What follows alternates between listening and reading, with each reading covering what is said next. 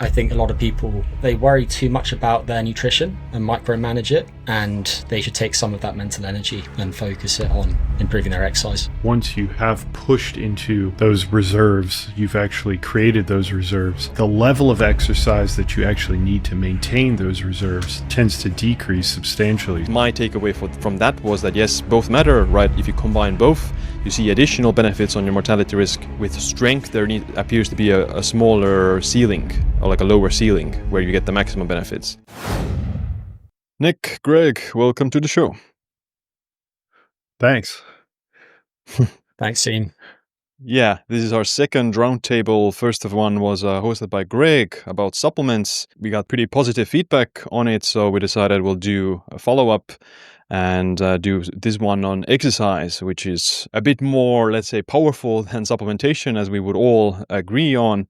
Is just supplements get a lot of more attention and they're very popular. But exercise, in our opinion, I think would be 10x more powerful than all supplements out there when it comes to health outcomes. Do you agree? I know I do, for sure. I don't even know how much I would quantify it as, but 10x even seems too small for me. But yeah, the overall point, absolutely, completely agree. Mm-hmm. Yeah, I think it's hard to put a number to it. And I think the reality is that all dimensions of lifestyle matter, and how much they matter varies a bit between people. So just to give an example, if someone's doing manual labor, then they're already very physically active. So for that person, they might gain relatively more by optimizing their nutrition, whereas a sedentary office worker is going to benefit massively from exercise. And as a general comment, I think a lot of people, they worry too much about their nutrition and micromanage it, and they should take some of that mental energy and focus it on improving their exercise.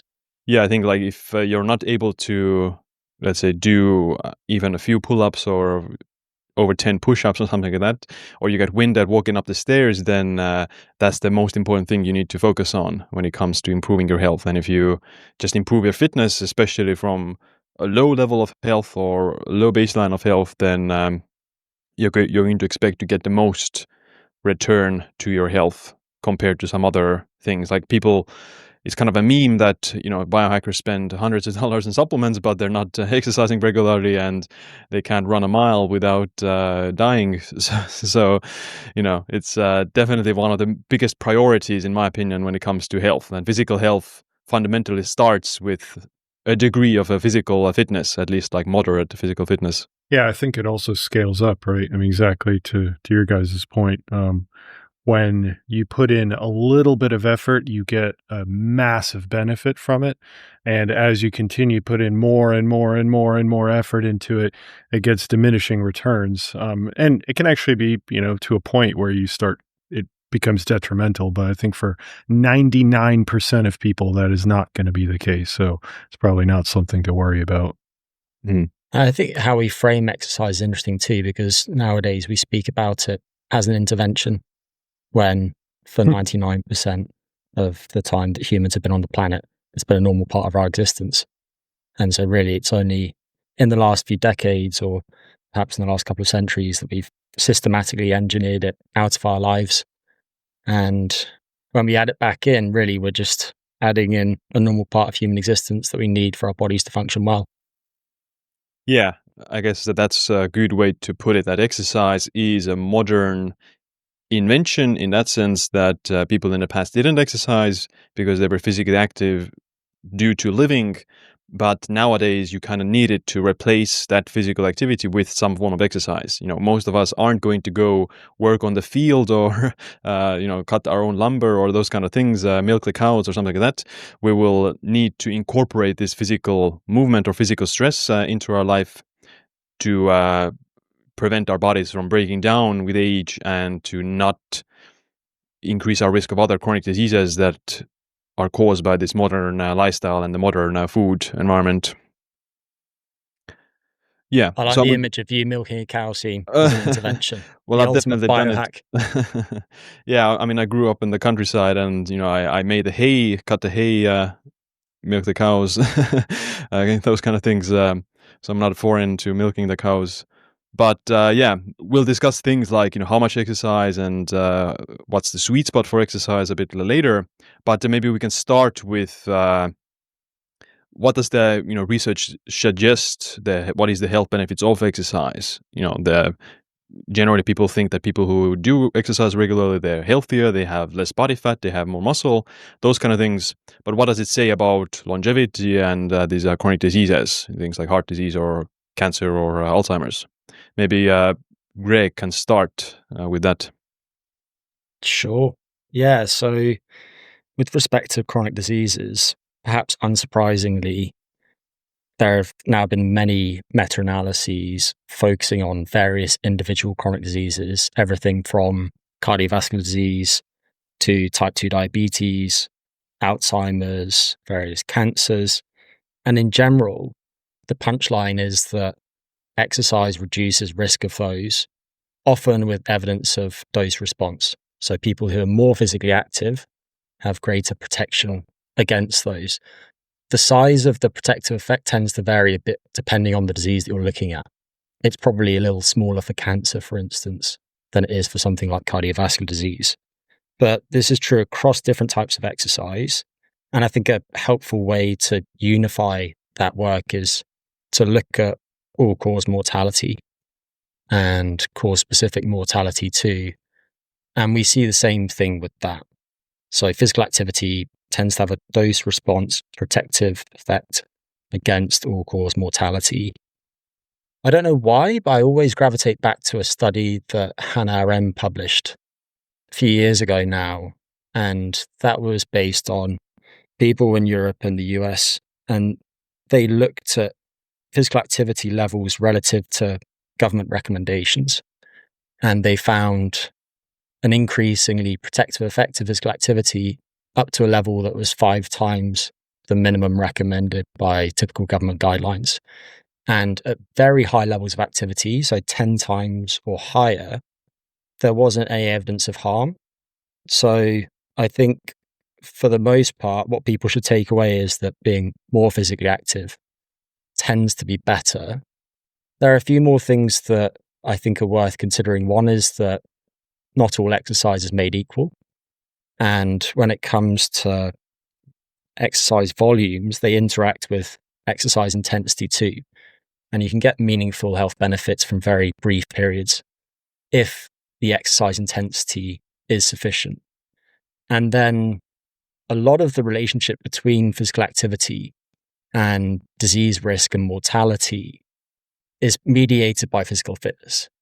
So you could be a bit less physically active, but if you have very high levels of cardiorespiratory fitness and strength fitness, then you will be well protected against those diseases. And cardiorespiratory fitness and strength fitness tend to have somewhat additive effects. So if you were interested in longevity in general, you'd be best off having both good endurance exercise performance and resistance training exercise performance as well. So I'll pipe down there, but those are my high-level thoughts.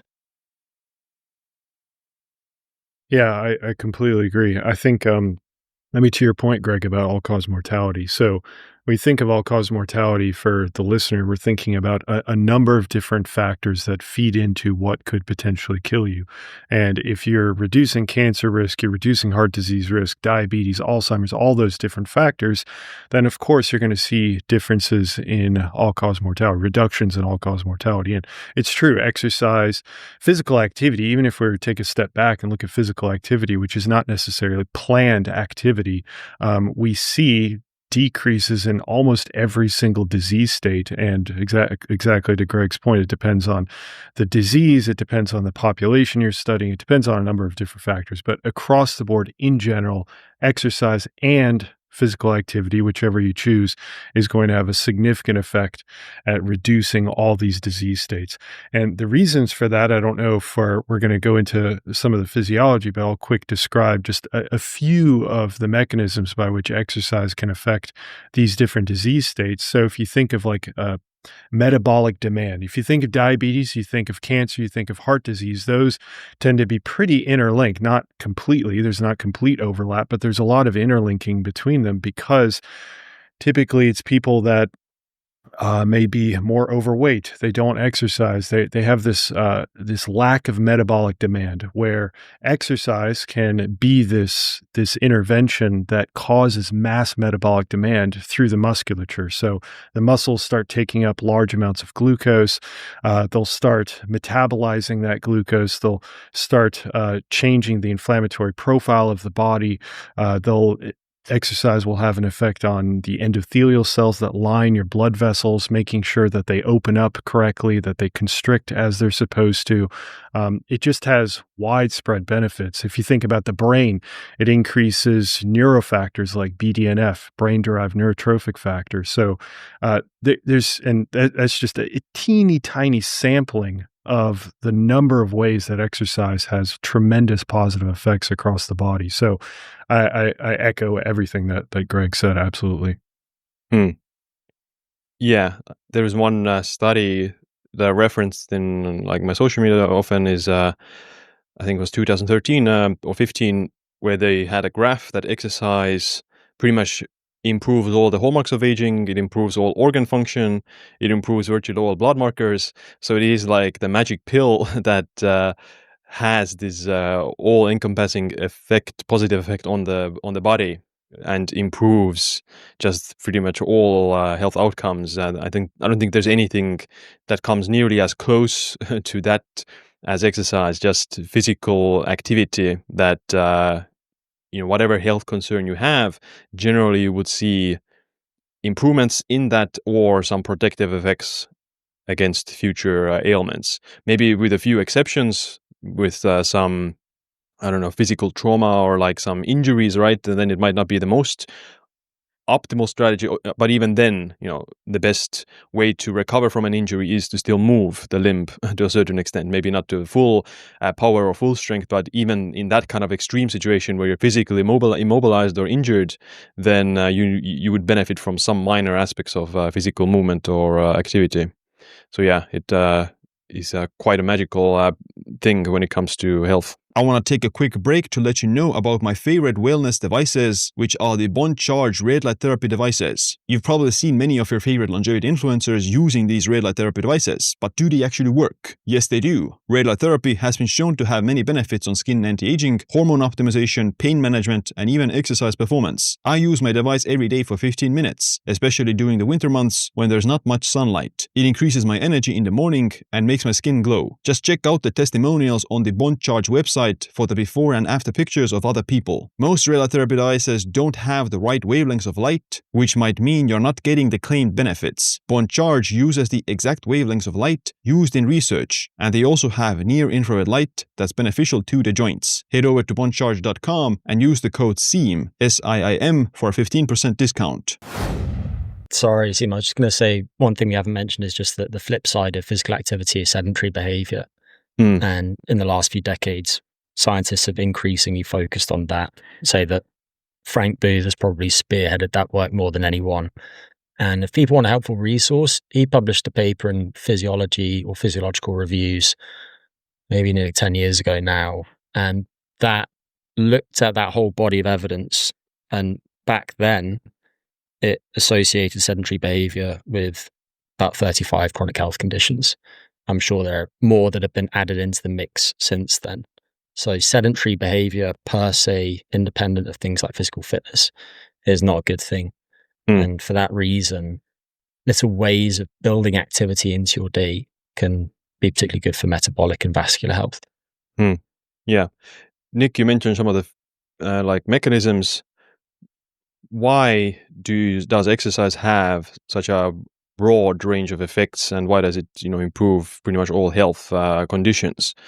Is it that you're less fat, or is it act of physical movement that stimulates certain metabolic pathways? Is it stimulation of lymph? Is it increased blood flow? What do you think it is, guys? Is it just the idea of being in better body composition, or is it more related to different pathways that get activated during exercise, or something else? I think it's many different things that you could point to, but if you go broad, you could go into the fact that it stresses, and when I mean stress, just to define that there's distress and there's eustress. So when I'm talking about more of the positive type of stress, as in you're working that system. So that could be your lungs. It's affecting your pulmonary system. It's affecting your cardiovascular system. It's affecting your heart. That's what I mean by that. It's affecting your skeletal system. It's affecting your bone system. It's affecting almost every single system all at once. So you're doing one thing and it's just having mass impact. Now, if you zoom into exactly how it's doing that, it's going to be very tissue specific how it's affecting. So, like for example, how it helps your liver. So if you have like a fatty liver disease or something along those lines, it's not like exercise is physically moving your liver back and forth, right? Just like it would for your musculature. Musculature, the actual cells respond because they stretch and they compress, and that stretching and compressing leads to all these signaling changes within the cell. So that's a direct impact. But for your liver, you can have things like it changes your inflammatory profile. So the immune cells that may have infiltrated into your liver trying to deal with all of this damage that's occurring in your liver will suddenly start to turn into a more resolving state or an anti-inflammatory state as a result. And the reason for that is because your musculature and your heart and your brain, your nervous system, all these different systems start releasing different molecules, different anti-inflammatory molecules that bind to the immune cells and ultimately quiet them to a less inflammatory state, which ultimately benefits your liver and allows it to recover. So you can see that there's indirect and direct mechanisms by which exercise has these positive effects. And I could go on and on and on about all the different ways, direct and indirect, but those are just a few examples of how you get that effect from exercise. Greg, you have anything to add? Yeah, well, I think one point to emphasize is just that the way that your body adapts to physical activity depends on the specifics of it. So there are some commonalities between different types of activity when it comes to things like energy metabolism, so turning over substrates. There are some other commonalities too. You can see those at different levels. For instance, various different types of exercise can improve sleep, and then that in turn can have beneficial effects on things like cognition. But then with respect to discrete adaptations, if you're doing structured resistance training, then you're going to see changes in bone, an increase in bone mineral density. Those are going to respond according to Wolff's law, which basically states that bone gets remodeled in response to the way that it's loaded. So the magnitude of the loading matters, the direction matters, and the rate of the stimulus matters too. If you look at skeletal muscle, then you're going to see an increase in the size of muscles as a result of an increase in the size of muscle fibers due to there being more sarcomeres, which are the contractile units themselves. Whereas if we were speaking about endurance training, then a lot of the adaptations would relate to changes in the heart itself, the myocardium. So you might, for instance, see an increase in the size of the left ventricle, and that enables the heart to pump out more blood per beat. So you've got a greater stroke volume, which then increases cardiac output. You'll also see remodeling of the whole vascular network so that various tissues throughout your body are better perfused, and that includes the brain, which is going to mediate some of the beneficial effects that you see on cognitive function. Changes in the respiratory system too, so minute ventilation, the amount of air that your lungs can process per minute and so on. So it really does depend on the type of exercise. And for that reason, if you're interested in supporting the function of all of your organ systems, then arguably a combination of different modes of exercise is going to be best. And I mentioned resistance training and endurance training there, but there are benefits to be had from stimulating the body in other ways too. For example, improving joint range of motion if you have limitations at certain joints, challenging your balance, challenging your coordination, your timing, and so on. Yeah. If someone exercises, at least when I exercise, then I notice I sleep better. I tend to have better mood, have better overall discipline with my other lifestyle habits. I tend to eat better. unless I'm bulking or something. But it's has this auxiliary effects as well on other lifestyle habits. You tend to, when you look better from the exercise, that is a positive feedback loop that you start to improve your diet and improve your sleep as well at the same time. Whereas if you're sliding off the hill where you're slowly gaining weight, etc., you get less motivated. You start to eat more, you start to exercise less because you're just, might as well go full full out with junk food or something like that. So it's a positive, it's like a virtuous cycle that you exercise, you feel better, you look better, you take care of yourself more, etc. So it improves many aspects. But I think one good universal law, or like a law of the universe to remember, is that use it or lose it. If you don't use your body, if you don't use your muscles, the best example is when you go to space, then if you don't lift weights in the space, then you're going to lose a huge amount of bone density and muscle mass because of disuse. So you can think of aging and being alive as a very stretched out example of that if you never use your muscles over the course of 50, 60 years, you will lose significant heart function, lung function, even brain function. You'll have significantly less bone density, significantly less muscle mass. So yeah, use it or lose it, essentially. And if you stimulate those systems, not only do you maintain the functioning of those organs and systems as they were when you were younger, but you're able to also exceed them, to take them to a higher functioning capacity, which we see in people who are exercising regularly, that they have better cardiorespiratory fitness, they have better lung function, they have higher bone density, higher muscle mass, less fat mass. And as a result of those, higher levels of organ function, they are healthier as well, basically. Yeah. And I think for that reason, we should focus on pushing your biological reserves as much as possible, whatever stage of your life you're at the moment. But you can think of it a bit like saving for the future. The more you can save early on, the longer you can have in retirement and the better the time that you can have. And that goes for your muscle mass. So building muscle, given that you're going to lose some of that over time, all else being equal, goes for your strength, goes for your cardiorespiratory fitness, your joint mobility, but also things like your cognition. So pushing your cognitive reserve as high as possible.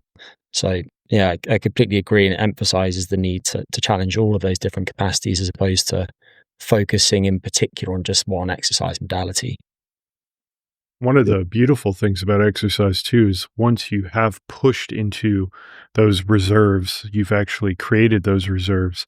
The level of exercise that you actually need to maintain those reserves tends to decrease substantially. So it's not like other systems. You just have to work really hard for a period of time, and then you still have to work hard, but you can cut back significantly. And a lot of research is coming out indicating, especially for something like resistance training, that you can do very minimal amounts of work and maintain 90% of what you built up over years. Yeah. That's this muscle memory phenomenon that you can get back to it much faster. We'll cover like the details of resistance training and aerobic fitness a bit shortly later. But now we'll do like a quick lightning round. So like more interesting, fun question.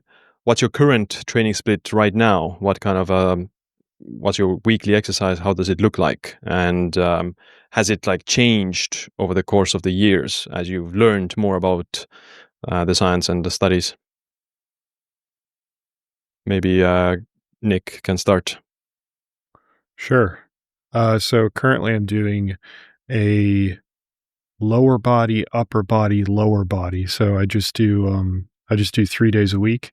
I do primarily resistance training. I do all of my cardio comes down to just going for walks and jogs and whatnot, but there's nothing overly structured to that. I just do it several times throughout the week. The lower body, upper body routine is that I do lower body, I do some sort of like a squat or leg press to hit particular sections of my quads. So the front part of my legs for those that may not be quite as aware. And then I do a posterior chain exercise. So that would be something like a deadlift, some sort of like stiff leg deadlift, and then I'll sometimes throw in something like a hamstring curl. And then I do a little bit of glute work as well. So I'll do like hip thrusts on top of the squatting that I do. And then that's typically my lower body day, and I'll switch up a few exercises, but the main point being that I target those two specific regions, so the posterior chain and the and my quads especially. And I don't do a whole lot of sets. I try to keep each workout relatively short, so about 45 minutes. So I'll do maybe 3 sets of each, and the intensity is, maybe 1 to 2 reps shy of failure. For upper body, I don't do barbells, so I just do dumbbell work. I'll do dumbbell press. I'll do dumbbell raises for my shoulders. I'll do for my back. I'll do things like pull-ups or do lat pull down, things of that nature. I'll do a little bit of arms. I don't think that that's that important, but I do it anyway. For vanity reasons. And then from there, I'll do my third lower body. I just focus on lower body a lot because it's my weakest point. So that's why I do that. So, and in terms of what I did in the past, I used to be an absolute fiend. Again, I would say 100% based on vanity reasons when you're young and dumb. So I used to work out 2.5 hours a day to even sometimes 3 hours a day, just every other day. So I started out with a bastardized version of the 5x5 program, like the starting strength. And then I just kept increasing volume till I was doing 15 sets per muscle group every other day, which was just insane. And I've learned from my mistakes since then. And I can tell you that my results doing much lower volume have been identical, at least the maintenance has been identical to what I've been able to achieve, especially from a strength standpoint. It's actually gotten better doing lower volume. So I know it's a lightning round, so I'll leave it there, but that's a general idea of what I do. I could certainly talk more. Mm. Yeah. What about you, Greg? So right now I'm in England. I'm pretty itinerant. I move around a lot, and therefore my exercise varies quite a lot depending on where I am, access to gyms, that type of thing. If I was permanently here, it would be a lot better structured, and I would periodize it in a way that I would hope would be semi-intelligent. But right now, given that I'm back in England for 6 weeks or so, I'm training upper lower as well, 4 days a week. And I have 1 day of moderate intensity continuous training during the week, just using the stepper. I like that because it's less likely to produce interference than something like running where you do more muscle damage. The resistance training sessions take about an hour. The density is very high. Volume per muscle group is probably 10 to 20 sets.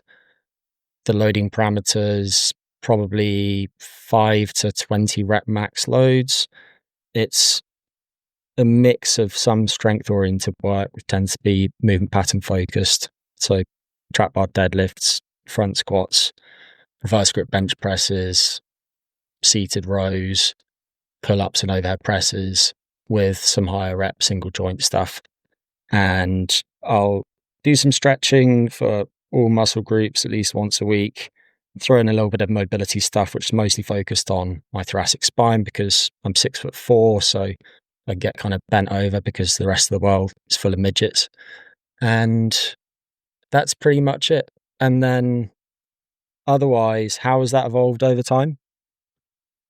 It's changed a lot. I mean, I became interested in health and fitness when I was 12. I always joked that I had a misspent youth, and I started lifting weights when I was 13. Not that you would be able to tell. It's not like I'm some massive bodybuilder, but I've tried pretty much every type of training under the sun over the years, including some impressively stupid training programs.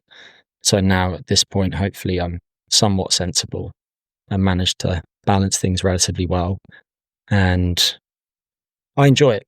So that's important to mention. And the way that I train, I wouldn't recommend to other people necessarily. It's based on what I enjoy, my health status, which is very good compared to most people, and the amount of time that I have available, as well as access to equipment. Yeah. I started lifting weights when I think first time I did was when I was 16, but I didn't do it consistently. And I started doing it more consistently when I was 18. And let's say between the age of 20 to 27, I did mostly calisthenics. So I just exercised at home with my own body weight and walking. So I didn't do cardio back then either that much.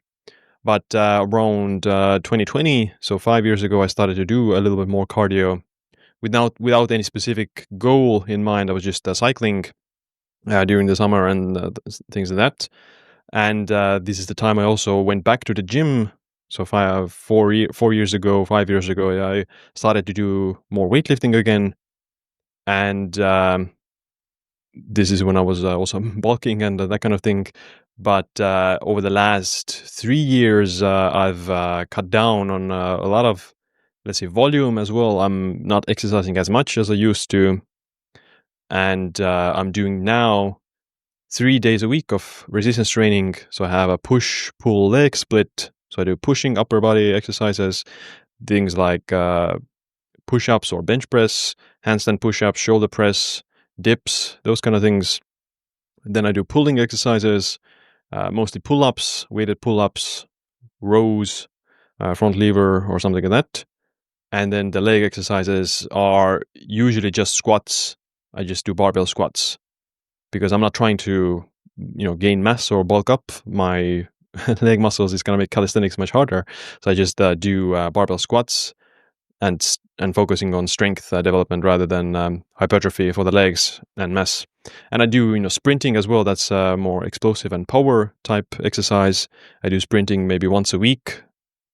And then the other days of the week, I either, just walk or do low intensity cardio. So that's gonna be zone 2 cardio. In the summer right now, it's been cycling mostly. So I do 60 minutes of low intensity cycling, maybe a few intervals in there as well in the mix. So I work out maybe 6 days a week.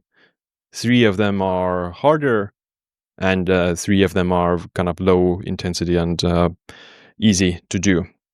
So yeah, that's what I've been doing myself right now. And we discussed, most of us, or all of us, do some mix of weights or cardio or some, let's say walking as well.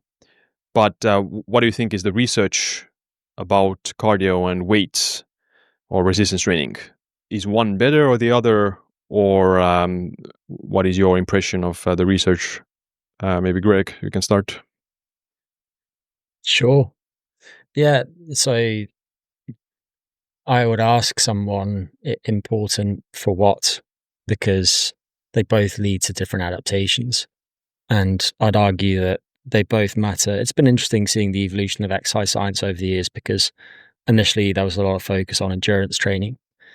And then the strength guys came along and the pendulum has swung back in that direction. But the reality is that they both confer lots of health benefits. And something that we didn't speak about earlier is that when it comes to adaptations to training,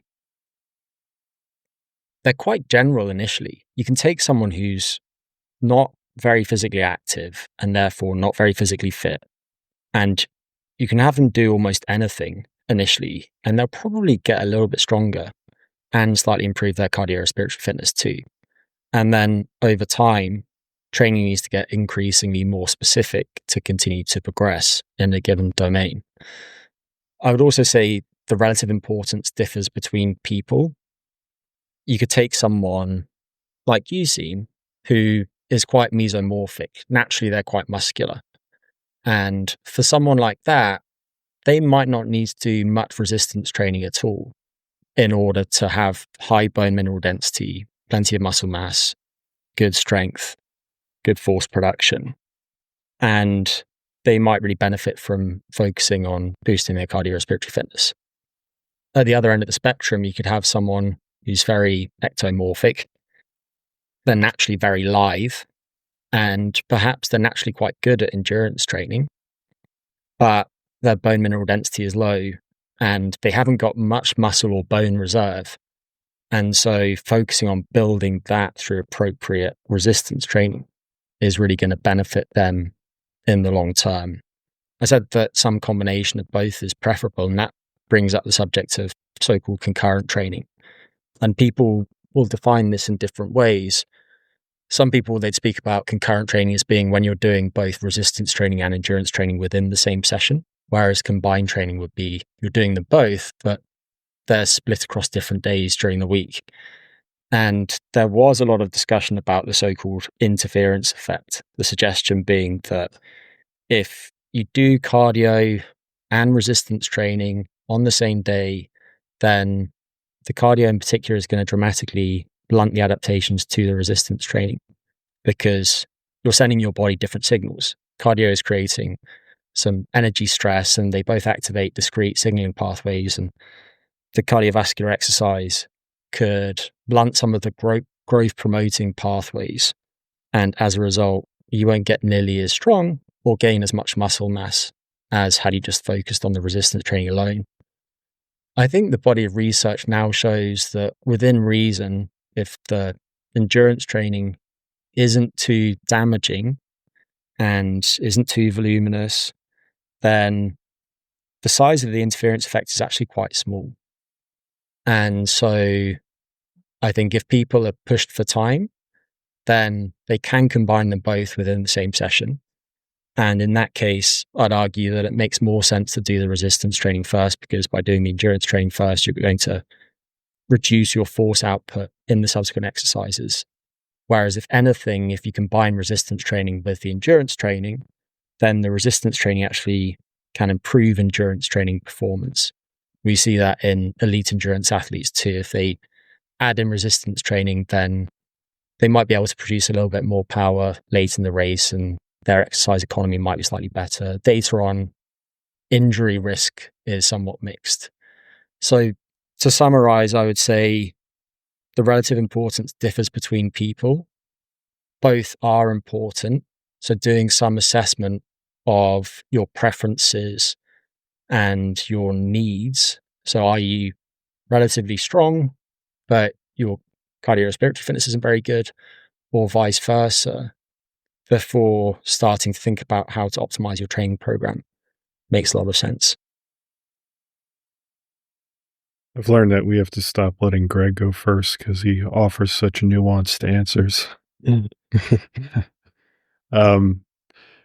Yeah, I mean, again, I completely agree. I think the first question that a person should ask, I understand we're trying to go through question by question, but typically, when you're prescribing exercise, or I suppose that's true of any sort of prescription, you have to understand what the goals are. So if a person wants to just generally be healthy, healthier than their current state of being, then just a simple, very simple mixture of the two is going to offer the most bang for your buck. And then, exactly to Greg's point, if you do one or the other, they tend to translate a little bit across the board if you're pretty untrained.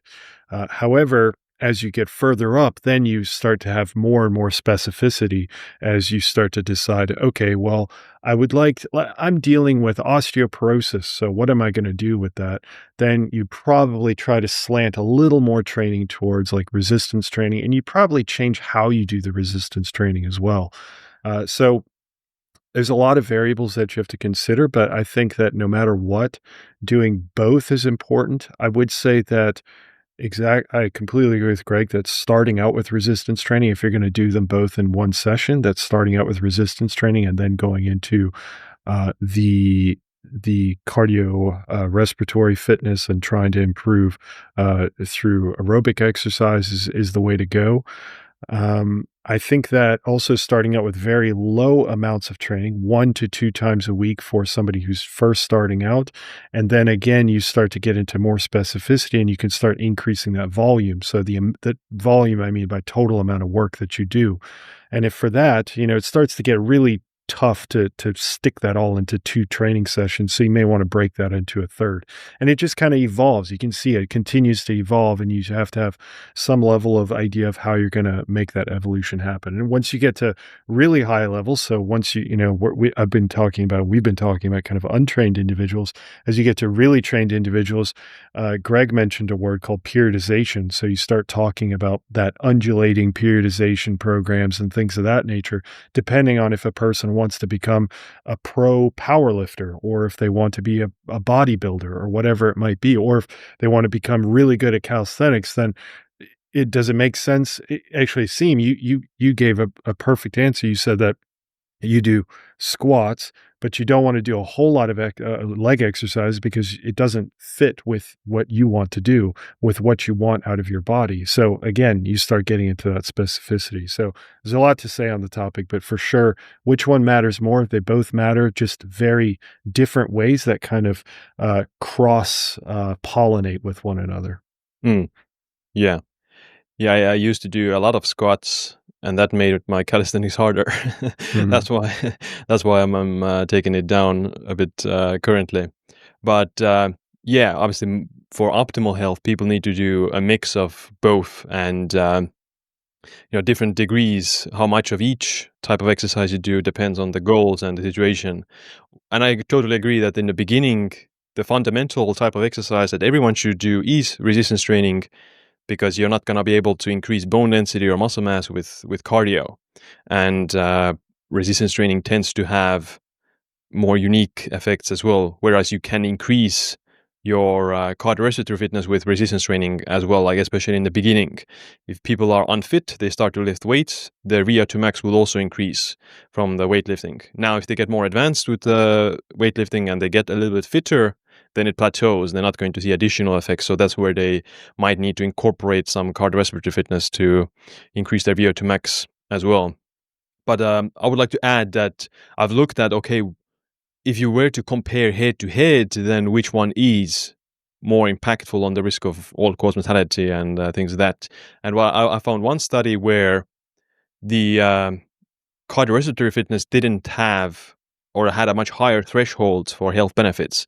People who had advanced level of cardiorespiratory fitness, they gained additional reduction in mortality risk, whereas for strength, which was measured with grip strength, which is used to assess total body strength, upper body strength, then the benefits plateaued at intermediate level of grip strength. So if you have very high level of grip strength, then that's equal to having intermediate level of grip strength for mortality risk benefit. Whereas for cardiorespiratory fitness, having high, like more advanced level of cardiorespiratory fitness provided greater risk reduction than intermediate level of cardiorespiratory fitness. So at least my takeaway from that was that yes, both matter, right? If you combine both, you see additional benefits on your mortality risk, but with strength, there appears to be a smaller ceiling, or like a lower ceiling, where you get the maximum benefits. Whereas with cardiorespiratory fitness, the ceiling is much higher, that you can go much more advanced with cardiorespiratory fitness and get even greater results compared to being intermediate level with that. At least that's what I found from my own research. Siim, do you mind if I just gently push back against something that you said? Yeah. I realize I'm probably nitpicking here, but people can actually get stronger from doing endurance training if they haven't done any. And that's most true of sprint interval training and high intensity intermittent training, which we might come back to. But it's also true of moderate intensity continuous training. And it's probably especially true of older adults who likely stand to gain most from exercise. So if someone is really quite deconditioned, to use a nerdy term, then even endurance training could actually get them stronger. There's also an interaction with the type of exercise. So returning to concurrent training, the jury is still probably just out, but if anything, running exercise tends to produce more interference than cycling. because running produces more exercise-induced muscle damage. It's harder to recover from. Whereas with cycling, a lot of people could do cycling alongside their resistance training, and they won't get particularly sore, and they won't notice any effects on their lower body strength. So the modality does matter too.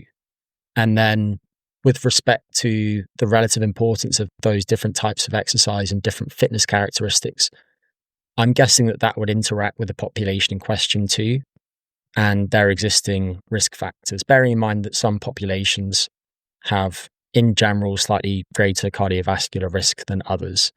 And there are other factors that are environmental that can influence people's fitness. So how walkable the neighborhood is, the altitude that they live at, and so on. And that could have some bearing on the type of exercise that's best. So I don't mean to be pernickety, Right. but it just emphasizes the importance of bearing the individual in mind. Yeah, I guess rowing would be a good way of doing cardio if you're not doing weights, because you're getting upper body strength as well from that. Whereas, for running, you're not going to increase your biceps. Yeah, and as a general comment, I would say if I had to pick one type of exercise, then I think some sort of circuit-based resistance training would probably come out as the king, because that way, by choosing appropriate exercises and pairing them well, you can create quite a strong peripheral and central cardiovascular stimulus, while also getting some muscle hypertrophy and some strength gains. If you choose exercise that challenge balance, then you can improve that as well. If you're training through a full range of motion, then you can build your flexibility. And you can therefore tick off all the boxes that you want to tick, build all the capacities that you want to build through a single type of resistance training. And this, I think, is part of the reason that CrossFit is so popular, because some forms of CrossFit, some CrossFit workouts are a bit like that, but it still leaves quite a lot to be desired, because I just think that they combine exercises that can be quite injurious, in particular in the face of fatigue. So I don't want to lament CrossFit by any means, but I think for people who can survive it, they do get impressively fit across the board. Right. Yeah, I guess with CrossFit, the danger is these complex movements done to fatigue, so your risk of injury goes very high. But something like being a hybrid athlete probably is the best for longevity, being like a hybrid dad or things like that, running and doing lifting and trying to do everything to a moderate degree. But exercise is good.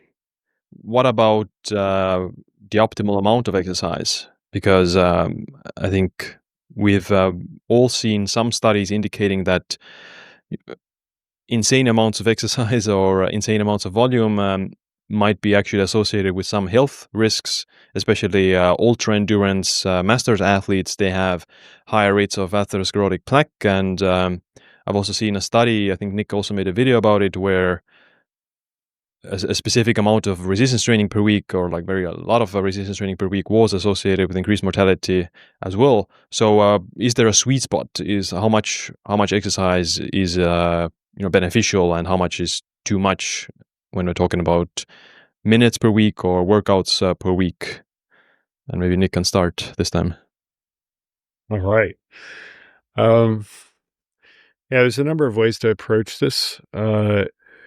If we put aside the specificity that you have to have depending on the person that you're talking to, so if they're untrained, if they're partly trained, depending on their goals, if they're, like you said, master's athlete, for example, is going to completely change the recommendations. But so you could answer this by like the way that the clinical organizations like the ACSM, so the American College of Sports Medicine, recommends things. So they say the bare minimum to see benefit is around 10 minutes of physical activity. So that would be the absolute bare minimum, and maybe that research will evolve. I haven't looked at it in quite a while, but they also go up to 150 minutes is kind of the overall what people should be aiming for. And I think they mentioned a person can go up to 300 minutes of exercise. Now from there, you would change the intensity as well. So if you're going to do moderate intensity, or if you're going to be doing what they call vigorous intensity. So there's a lot of variables that you can play with. How I would start out is just doing, if I'm looking at a person who's never trained before, I would start out not even in the gym, just go out for a walk or go out for something simple, low intensity, do 10, 15 minutes. And you may, at the end of the week, be flying up. Like you're like, oh, this is so easy. And that's great. That's fantastic. From there, you just keep building from there and just add, let's say, a 30-minute session.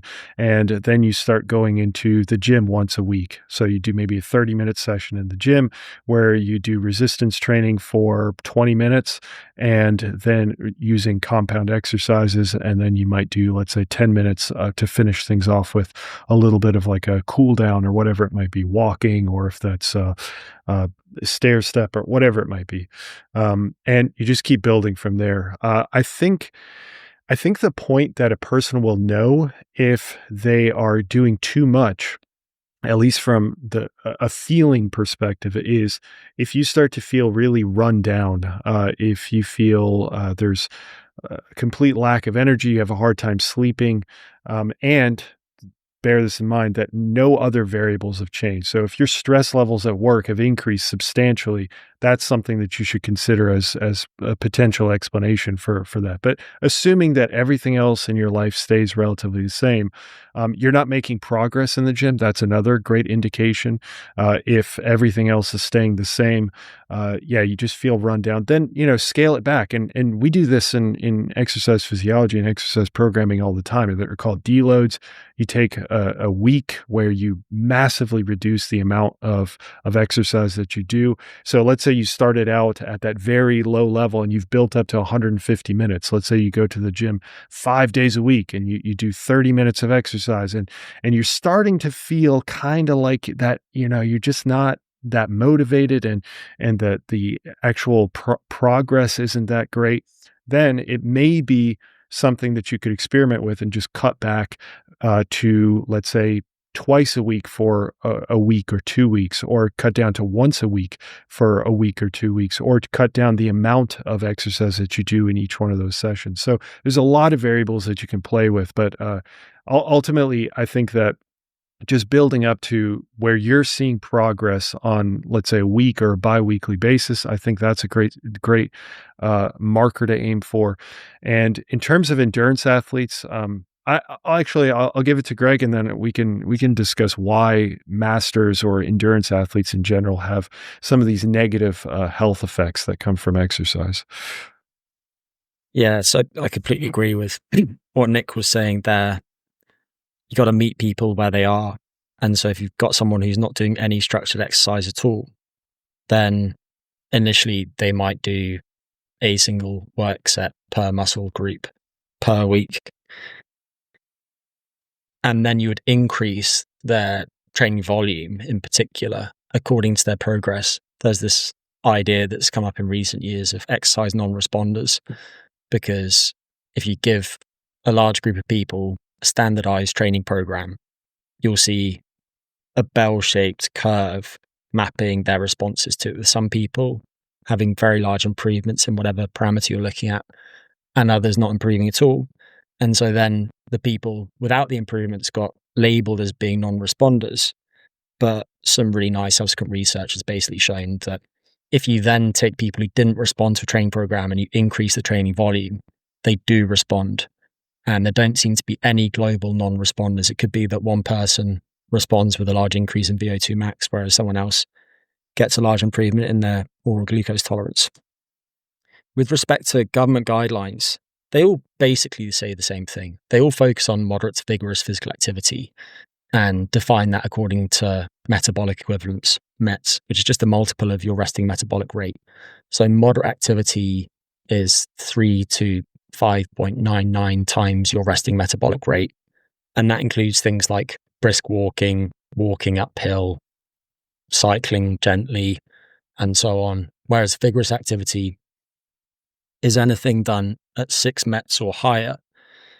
And so the guidelines say 150 to 300 minutes of moderate to vigorous physical activity per day with resistance training for all major muscle groups at least twice a week.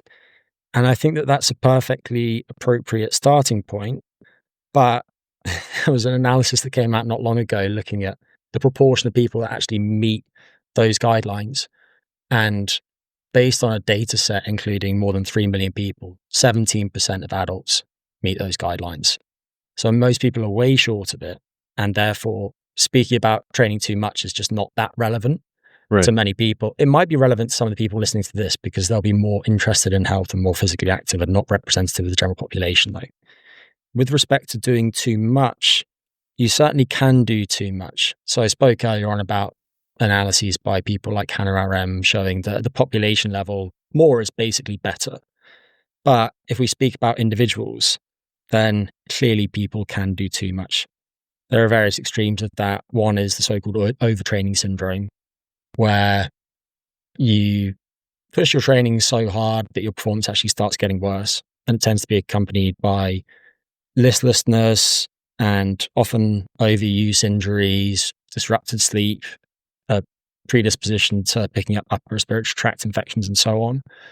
And on that subject, when it comes to how people respond to exercise, you tend to see nonlinear responses. A really nice example of this is work by a guy called David Neiman, who's an immunologist, who did the early work showing that when it comes to exercise training loads and upper respiratory tract infection risk, so risk of picking up the common cold, say, you see a J-shaped curve where people who are very sedentary, they have a slightly increased risk. People who do a moderate amount of activity, they have the lowest risk. And then people who do heroic volumes of exercise have a higher risk than the people who are sedentary. So you see it in immune function. And then with respect to plaque, which you mentioned, I think those data are really interesting and they're slightly hard to pass because we have to bear in mind that when it comes to looking at, say, endurance athletes and then scanning their arteries and finding calcium in their coronary arteries has been done, these people aren't just doing more exercise. They also eat differently to people in the general population. Just take an extreme example of that. Think about Michael Phelps, the Olympic swimmer, who's probably the most decorated Olympic swimmer ever. When he was at his best, his diet reportedly comprised huge volumes of junk food in order to provide the energy necessary to fuel his huge volumes of training. And so there are confounding factors that are at play, but I do think that there is a signal there. However, we have to bear in mind that when we actually look at disease risk in these people, they don't have an increased risk of cardiovascular events. Actually, they're slightly protected against them. And so you might see, say, an increase in coronary artery calcium, but they'll also have better vascular function than other people. Their blood pressure will be lower. And they'll have some other changes that are relevant to. They'll probably have better blood sugar control and so on. Yeah. So the overall profile is still favorable. So I think I ticked off the different boxes that were relevant there. But Nick, I know that you teed me up to speak about that. And I think that you had some additional thoughts when it came to what I was just discussing with respect to plaque. Yeah.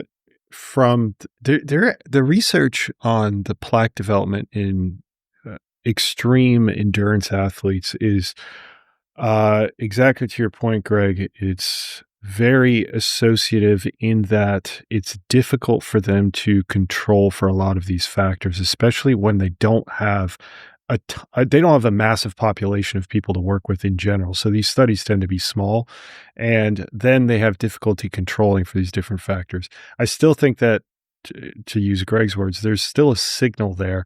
So there's two things that I wanted to say. One is that even though there's plaque, when they compare against, let's say, similarly aged individuals, and, with us understanding that there's confounding in there, they tend to be more calcified plaque. So it's actually more I don't want to say beneficial, but it's just better quality plaque, as in less likely to rupture, which ultimately leads to these cardiovascular events. The second thing that I wanted to point out was that the thing that I have looked into more is the fibrotic nature around the heart that can occur from some of these ultra endurance athletes. In that scenario, they do have at least some mechanistic data to substantiate as well that if I don't remember the exact signaling, but there's some sort of effect that occurs from constantly stressing the heart to a point where you have more activity of fibroblasts, these particular cells that ultimately lead to a deposition of fibrotic material in the heart, which can lead to some problems in terms of like signaling and whatnot of the heart. Again, to specifically say that that's going to be devoid of confounding factors and whatnot is really tough to say. So I think that, like Greg said, there's a signal there, but I just don't think that the research is fully fleshed out. We'll just put it that way. I would Yeah. also sorry, Siim, go for it, mate. No, I was going to say that I agree that there's quite a lot of those studies finding these ultra-endurance athletes having higher plaque. But yeah, it's more stable, it's less likely to rupture, and they still have a total lower risk of cardiovascular events. So even if exercise were to be, quote-unquote, excessive amounts of exercise being bad for you or in terms of increasing atherosclerotic plaque, it still lowers your total risk. So it's still a net positive in that sense. And like Nick said as well, there's so many other confounding variables that it would be hard to say that it's the exercise per se. Maybe it's these ultra endurance athletes that are, drinking these gels or something, sugar drinks or something like that. Maybe it's that. Or eating, enormous amounts of junk food after running. So if you're doing a marathon, but you eat a ton of McDonald's after that, then maybe that's the issue. But most people are not going to reach that to begin with. So when you have this is a threshold that it becomes harmful, then most people are 100 meters away from that. They're not nearly even close to reaching that threshold where it might be harmful. I was going to say I would be quick to draw a bright line between people, say, running marathons and ultra athletes. I've worked a bit with ultra marathon runners, ocean rowers, ultra athletes in general. They are a different breed, and their nutrition is not always stellar. They're not as professional athletes, and that's understandable given their competition and so on, as some of their counterparts who are competing in shorter events. I also think that we need some longitudinal studies on these types of people. I know that there's the cardio study, but on people following their training and then looking at how that relates to changes in the myocardium and so on. There was some really interesting work that came out not that long ago that was looking at people undergoing marathon training, and it found a loss of brain myelination. Myelin is this fatty sheath that gets wrapped around nerves that basically speeds the rate at which they can transmit electrical signals and also increases the efficiency of that. And that loss of myelination generally would be viewed as being a negative. But when the training ceased, their brain myelination seemed to recover within a couple of months. Whether that would be true of something like the heart, we don't really know. And we've known for some time that when people do these types of very high volume training programs, we see increases in markers of myocardial damage, like cardiac troponin and so on. So my guess is that it is really hard on the heart, but the question is, what's the net effect of that? And then when we look at these individuals, how do we best help them as individuals? Because someone could have a large plaque burden, but their other risk factors look good, whereas a counterpart could have that, but then meanwhile, they've got very high ApoB levels and their overall cardiac risk profile is not very favorable. Yeah. I think it's maybe useful for people to imagine how much training these endurance athletes actually do. So, it depends on the athlete, but, typically they'll have running sessions that last 1.5 hours or 2 hours multiple times per week. So this is the type of volume that we're speaking of. So something like 10 to 20 hours of exercise per week, cardiovascular exercise. And, I shared my own workout. I do, 2 times a week of 60 minutes, so 2 hours of zone 2 cardio, which is pretty low intensity, maybe a third one if I'm, especially motivated or enjoy it more. But that's significantly less than what these actual athletes do. I've actually never, ran an endurance event that's longer than 1.5 hours. Like the longest endurance workout that I've ever had was in the military. We did a 14-kilometer run with the equipment. So it was 1.5 hours, but that's the longest I've actually ever ran in one session. So you can split it up into multiple sessions and minimize the harm. So rather than going for a 3-hour run in one workout, right, you might want to split it up into 3 1-hour workouts across the week, and you will have less potential harm. You will minimize the harm by just splitting it up and allowing some recovery in between those sessions. Now, some people might not have the time to split it up, but if you do have the time, then splitting it up into multiple workouts probably minimizes any potential long-term harm, in my opinion. Yeah, and I think there are other acute events that can take place during exercise. So focusing on plaque there, but a good example of this is when someone's heart loses its rhythm. So maybe they experience atrial fibrillation, for instance. And people who have been very physically active with high cardiorespiratory fitness, sometimes who have been very good endurance athletes or team sport athletes, have a higher risk of AFib than many of their much more sedentary counterparts. But those events are still sporadic and their overall risk profile is better. So again, I think we have to think about the long-term trajectory, but suffice to say, problems do occur when people do high volume, high intensity endurance training. Yeah, there was one review by James O'Keefe a few years ago, 2023, I think, that looked at the biggest studies on risk of heart disease, mortality, and exercise over the last 5 or 10 years. And they found that for all-cause mortality, there was both types of exercises were beneficial and pretty linearly were associated with lower risk, but moderate intensity had a slightly bigger mortality risk reduction. So it provided more benefits, and the benefits kept going until like 900 minutes per week of moderate intensity exercise. So that's like 40 to 60% of your max heart rate. So hiking, speed walking, maybe slight jog, cycling, those kind of things.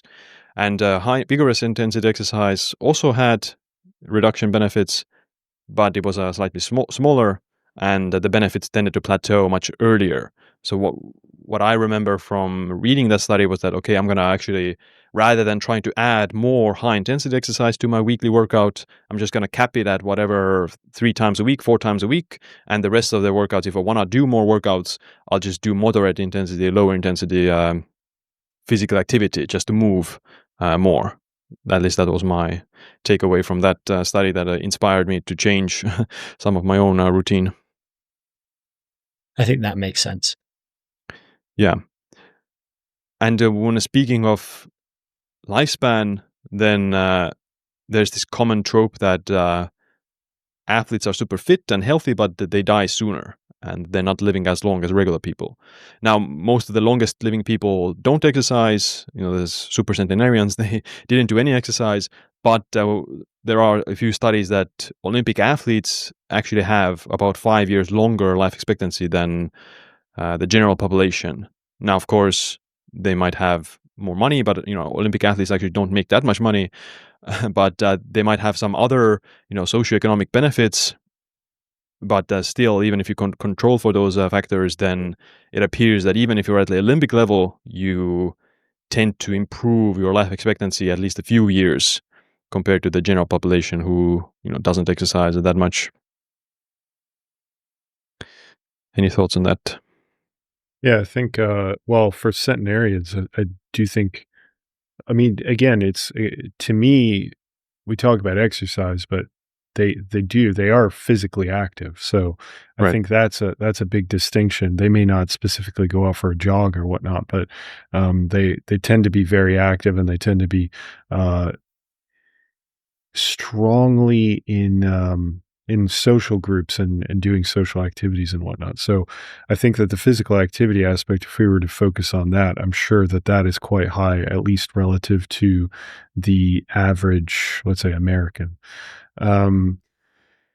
The overall effect that exercise has on longevity, I think in general, it tends to improve longevity, and then of course you can go into the health span differences as well. So health span, we've been talking about that essentially this whole time, that you get all these improvements in the quality of your life due to exercise. So I think that part is pretty set in stone, at least in my mind. The actual extension of your life, I think that for the average person, there's no doubt that it extends your life. I think maybe I could see an argument, although I don't really have a strong one at the moment. If you wanted to live the absolute longest possible, then potentially certain exercises may get in the way of that. But probably not the exercises themselves, but probably the habits that go around that kind of mentality. So it's tough to tease out. I think, but on average, I think that people who exercise just live longer, and they live healthier lives and typically happier lives. Not to say that it's going to cure every mental health issue or anything like that, but yeah, just on average, it's generally a benefit across the board. Yeah, it's more like a spectrum, that the worst situation is you don't exercise, you also don't have any physical labor, you're just sedentary, right? That's the worst outcome. And on the other hand, you have this ultra-endurance athlete who also eats a bad diet and is very physically stressed out because of that. And in the middle, you have anything that involves moderate amounts of exercise a few times a week, not overdoing it, and having some physical non-exercise type of activity as well, something like walking, hiking, cutting wood or something like that, that all count as a physical activity that improves. And it's generally the trend that people don't do enough of physical activity or exercise, so that generally general population would benefit from more. And it's very unlikely that they will reach this state where they're actually harming their health in most cases. Just to go back to the Olympians for a second, I don't know how much we can read into those types of analyses for several reasons. One of them is that there's a really strong selection bias at play. So if you think about the extremes of this, take the Russian system or the Chinese system, it's basically a meat factory. Like, you throw loads and loads of kids very early in life into very strenuous training, and the strongest survive. It's a numbers game. So the people who have managed to withstand that probably have really resilient biology.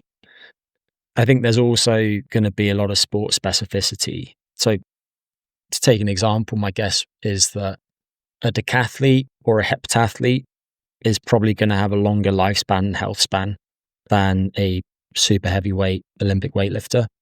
Right. So we need to bear that in mind, because I think those types of studies, they often draw a lot of attention from the media because they're cool.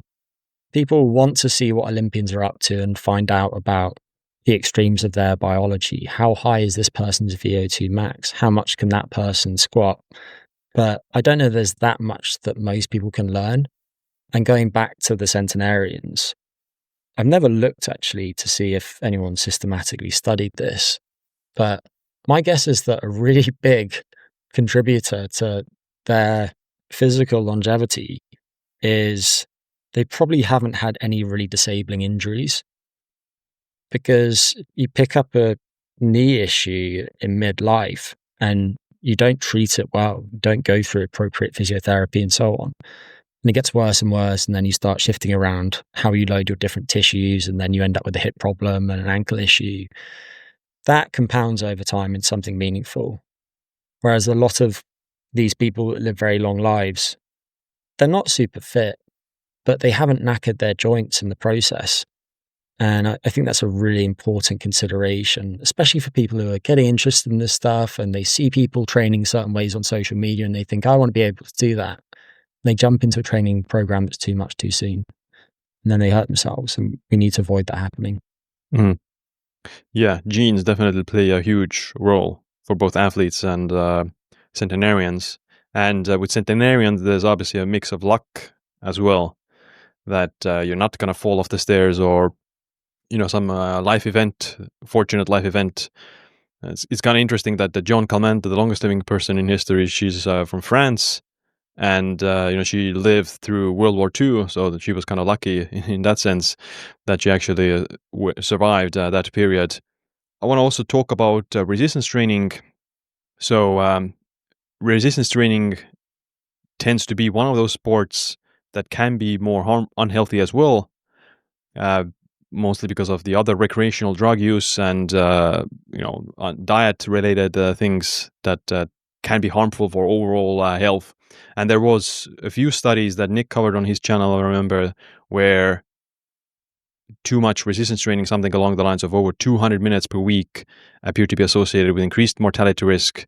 And there was like a sweet spot. Now, the problem with these studies, is there's no standardization of, okay, how many reps, how many sets, how many rest time between the sets. So when does the time count what contributes to that weekly volume? So it's obviously not anything that you should take away as a guideline of how much weightlifting you should do, but it might again indicate a trend that perhaps too much resistance training, too much volume with weightlifting could be potentially harmful.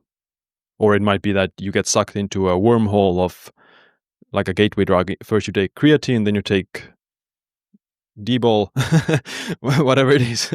So there's obviously some implications in that realm of sports. So what was your impression of that study specifically, Nick? Yeah.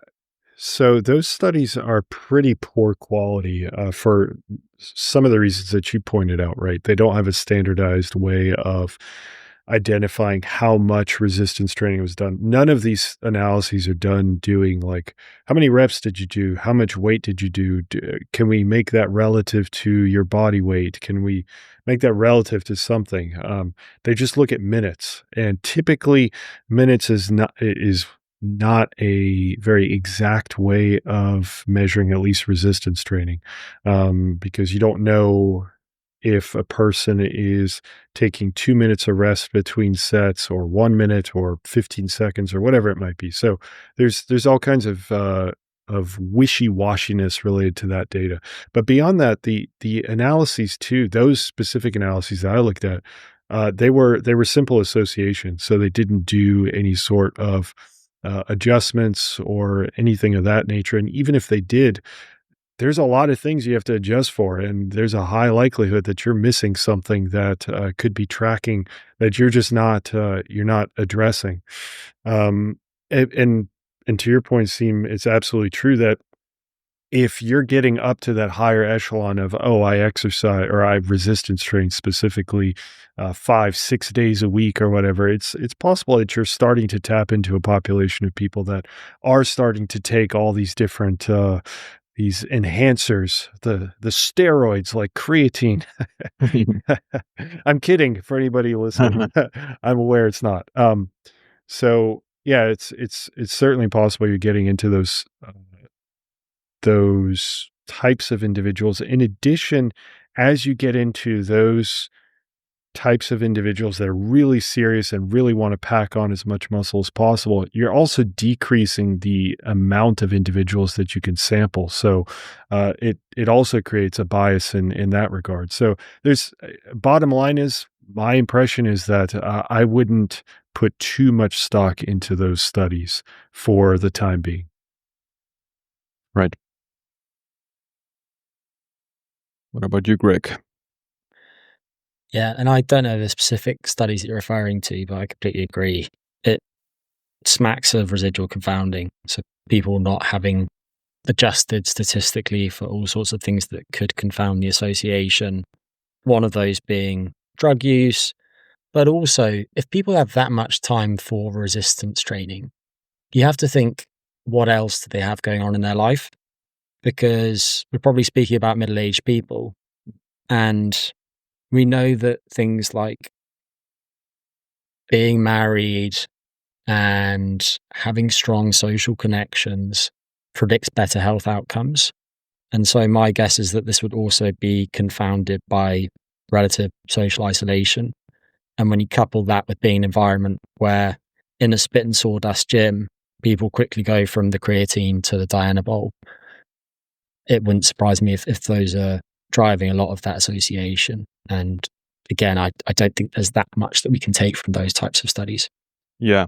I wonder if there would probably be some sort of a generational difference. I would imagine in the early 2000s, when these people probably started lifting weights in that study, the gym culture wasn't that mainstream. It was kind of, underground, and only the gym rats and more like hardcore bodybuilders were doing, which, there's a short pipeline to anabolic steroids from there. But nowadays, gym culture is so mainstream, and it's kind of cool or trendy to do it. Gymshark or whatever it is, the mainstream fitness brands. So nowadays, I would imagine it's actually kind of a double-edged sword, because nowadays you have these social media influencers who have normalized steroid use in fitness and bodybuilding. They actually share what they're taking and stuff like that. And a lot of young individuals are inspired by their physiques or whatever, and they're more likely to actually start using steroids as well, because in the past, no one was talking about it. It was kind of considered illegal, and no one even dared to mention it. But whereas nowadays, you have every third social media fitness influencer, a bodybuilder influencer, is open about their steroid use and taking things. Or nowadays, it's TRT. If you take TRT, you're actually natty still. But the point is that I would imagine, I would like to know, maybe in 10 years, if there is another study like this. Is there any generational difference? Is it that more regular fitness people are just lifting without taking steroids and they're just doing it for the health? Or would you see that actually more and more people start to use different types of performance-enhancing drugs? That would be kind of interesting to see. But bodybuilders are notorious for not living very long. So you don't see a lot of super old bodybuilders. And of course, most of the bodybuilders might die in their 40s or 50s because of too much drug use. Maybe there's also some genetic differences or problems there that increase the risk of heart disease or kidney disease or something like that. But you see every once in a while, like every few months, there's another famous bodybuilder who passed away quite young. So obviously that's with anabolic steroid use, and it doesn't imply that lifting weights naturally would be necessarily harmful. But it's just one of those sports that has this aura of dying young. And the contact sports as well are one of those things that is associated with shorter life expectancy. So boxing, MMA, those kind of things. Yeah, I think the way I think about it is it's like a bright, powerful flame that just burns really brightly for a period of time that's much shorter than if you just had a slow ember that occurs over a long period of time. I think that there's something there that I haven't delved into this enough, but I think from a protein perspective, there's like two camps. There's like two groups of researchers. You have like the Walter Longos that believe that, protein and all that is, Greg's already laughing, but you have this this idea that, too much protein or particular amino acids and whatnot can contribute to shortening of a person's lifespan. Then you've got another group of researchers like Luc Van Loon and several Stu Phillips, like these researchers that believe, or at least talk about higher protein being beneficial for muscle mass and health span and all those good things. So I wonder if some of that may contribute to, at least from a natural perspective, again, if we're eliminating the whole steroid aspect, if that may contribute. I don't know. Again, I haven't looked deep enough into that research yet. But Greg, any thoughts on that? Yeah, I don't know where to begin with that conversation. It's so interesting seeing how this stuff evolves on social media, and I try and, for the most part, distance myself from that. But yeah, people are just banging on about protein and creatine at the moment as if it's going to save all of mankind's woes. And I'm a card-carrying high-protein guy, always have been. Undergrad and masters in exercise science, the research back then was pretty clear that a higher protein diet was good for appetite control, was good for body composition, it was good for recovery from exercise, it supported immune function during times of duress. And the data still show the same things for the most part. But to Nick's point, the sources of the protein matter. Of course they do. And so if you have someone whose blood lipids respond very negatively to large increases in their saturated fat intake, and they start consuming 250 grams of protein a day from animal sources that are rich in saturated fat, then their blood lipids are probably going to go haywire.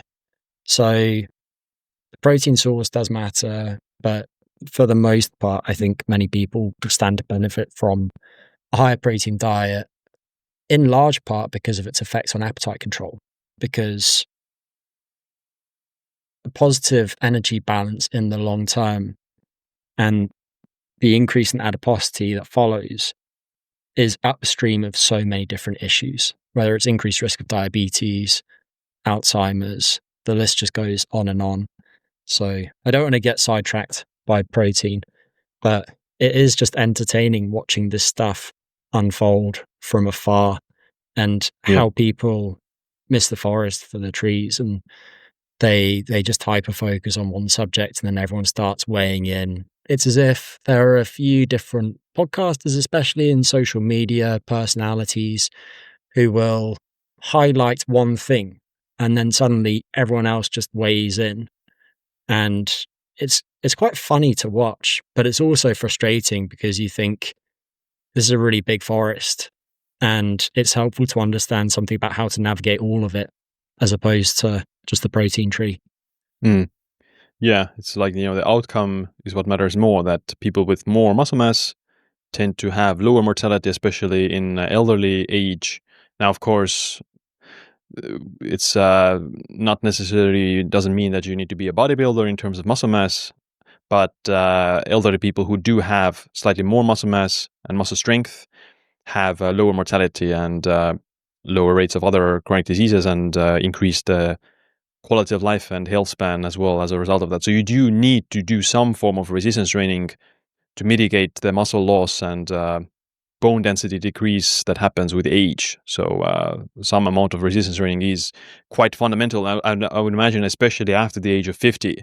Maybe before 50, you can get away with not lifting weights. Ideally, you should still do it. But after the age of 50, it pretty much becomes a must for anyone who wants to increase their health span, especially. I think it depends on the outcome, right? Like if you're talking about musculature, potentially connective tissue, potentially, but if you're talking about like bone, that's something that somebody needs to attack as early as humanly possible, Right. simply because the bone degradation occurs pretty quickly after age 30, as in like it plateaus and then it starts to decrease, and resistance training can help fight that. But, building that base as strong as possible, as early as possible is extremely important. Yeah. Anything else specific about resistance training? So what do you think about, is it more important to focus on strength, or is it the muscle mass, or there's also some recent talk about speed and power being also important. So what are your thoughts about that? Yeah, I think it all matters. And also, happily, they all tend to go together. So there's been this debate, again, largely online, about how big a contributor to strength gains in muscle mass are. And there are all sorts of factors at play. A lot of those relate to muscle tendon unit morphology and other things that we don't need to get into. But for the most part, gaining muscle is going to support strength gains.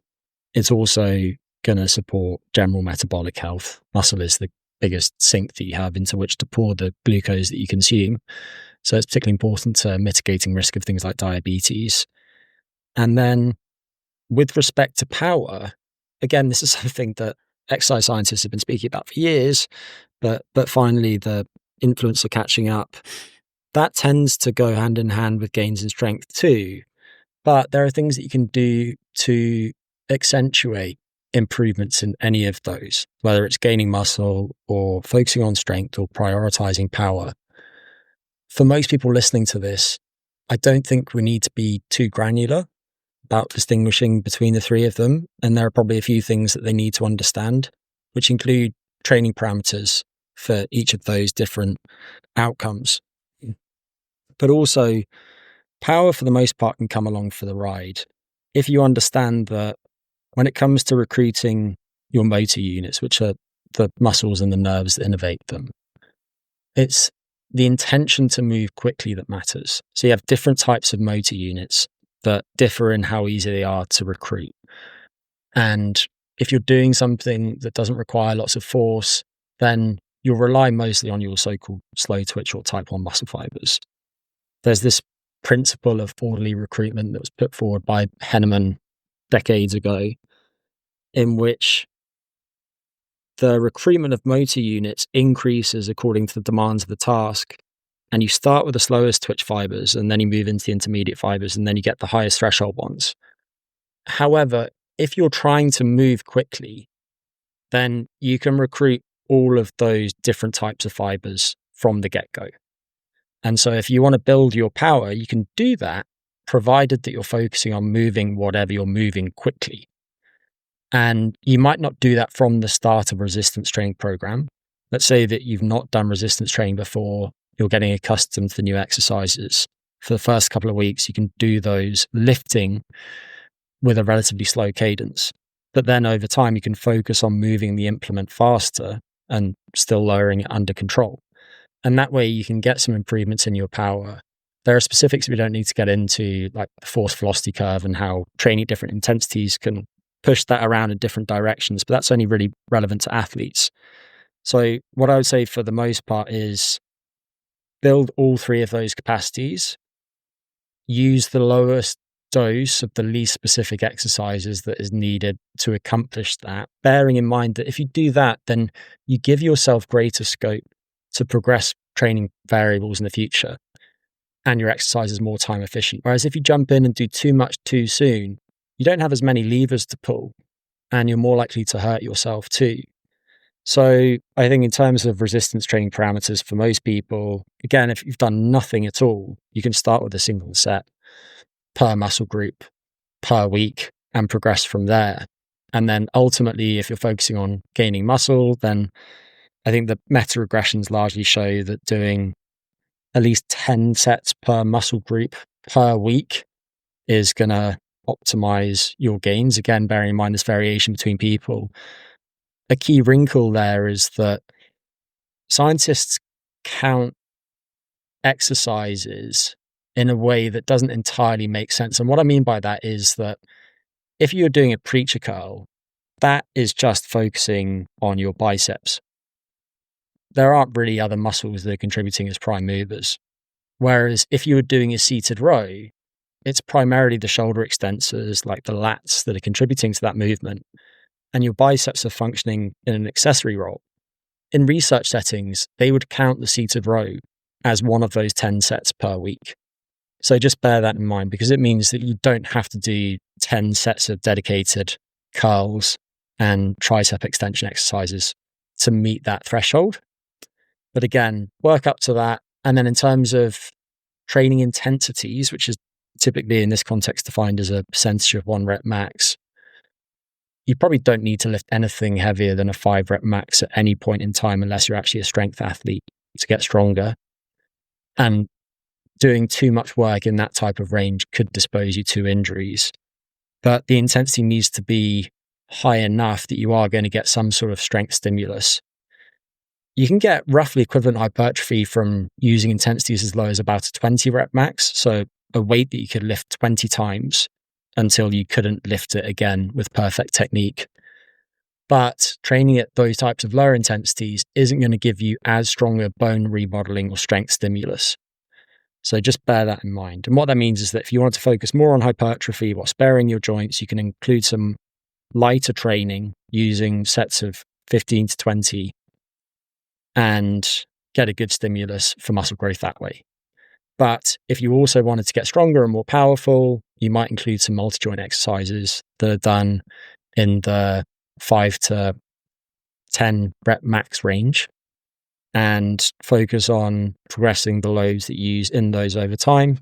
And then that's going to provide a good stimulus. And then finally, with respect to power, you can also include some other types of exercise to boost that. And Siim, you mentioned sprinting earlier. Sprinting's great if your musculoskeletal system can put up with it.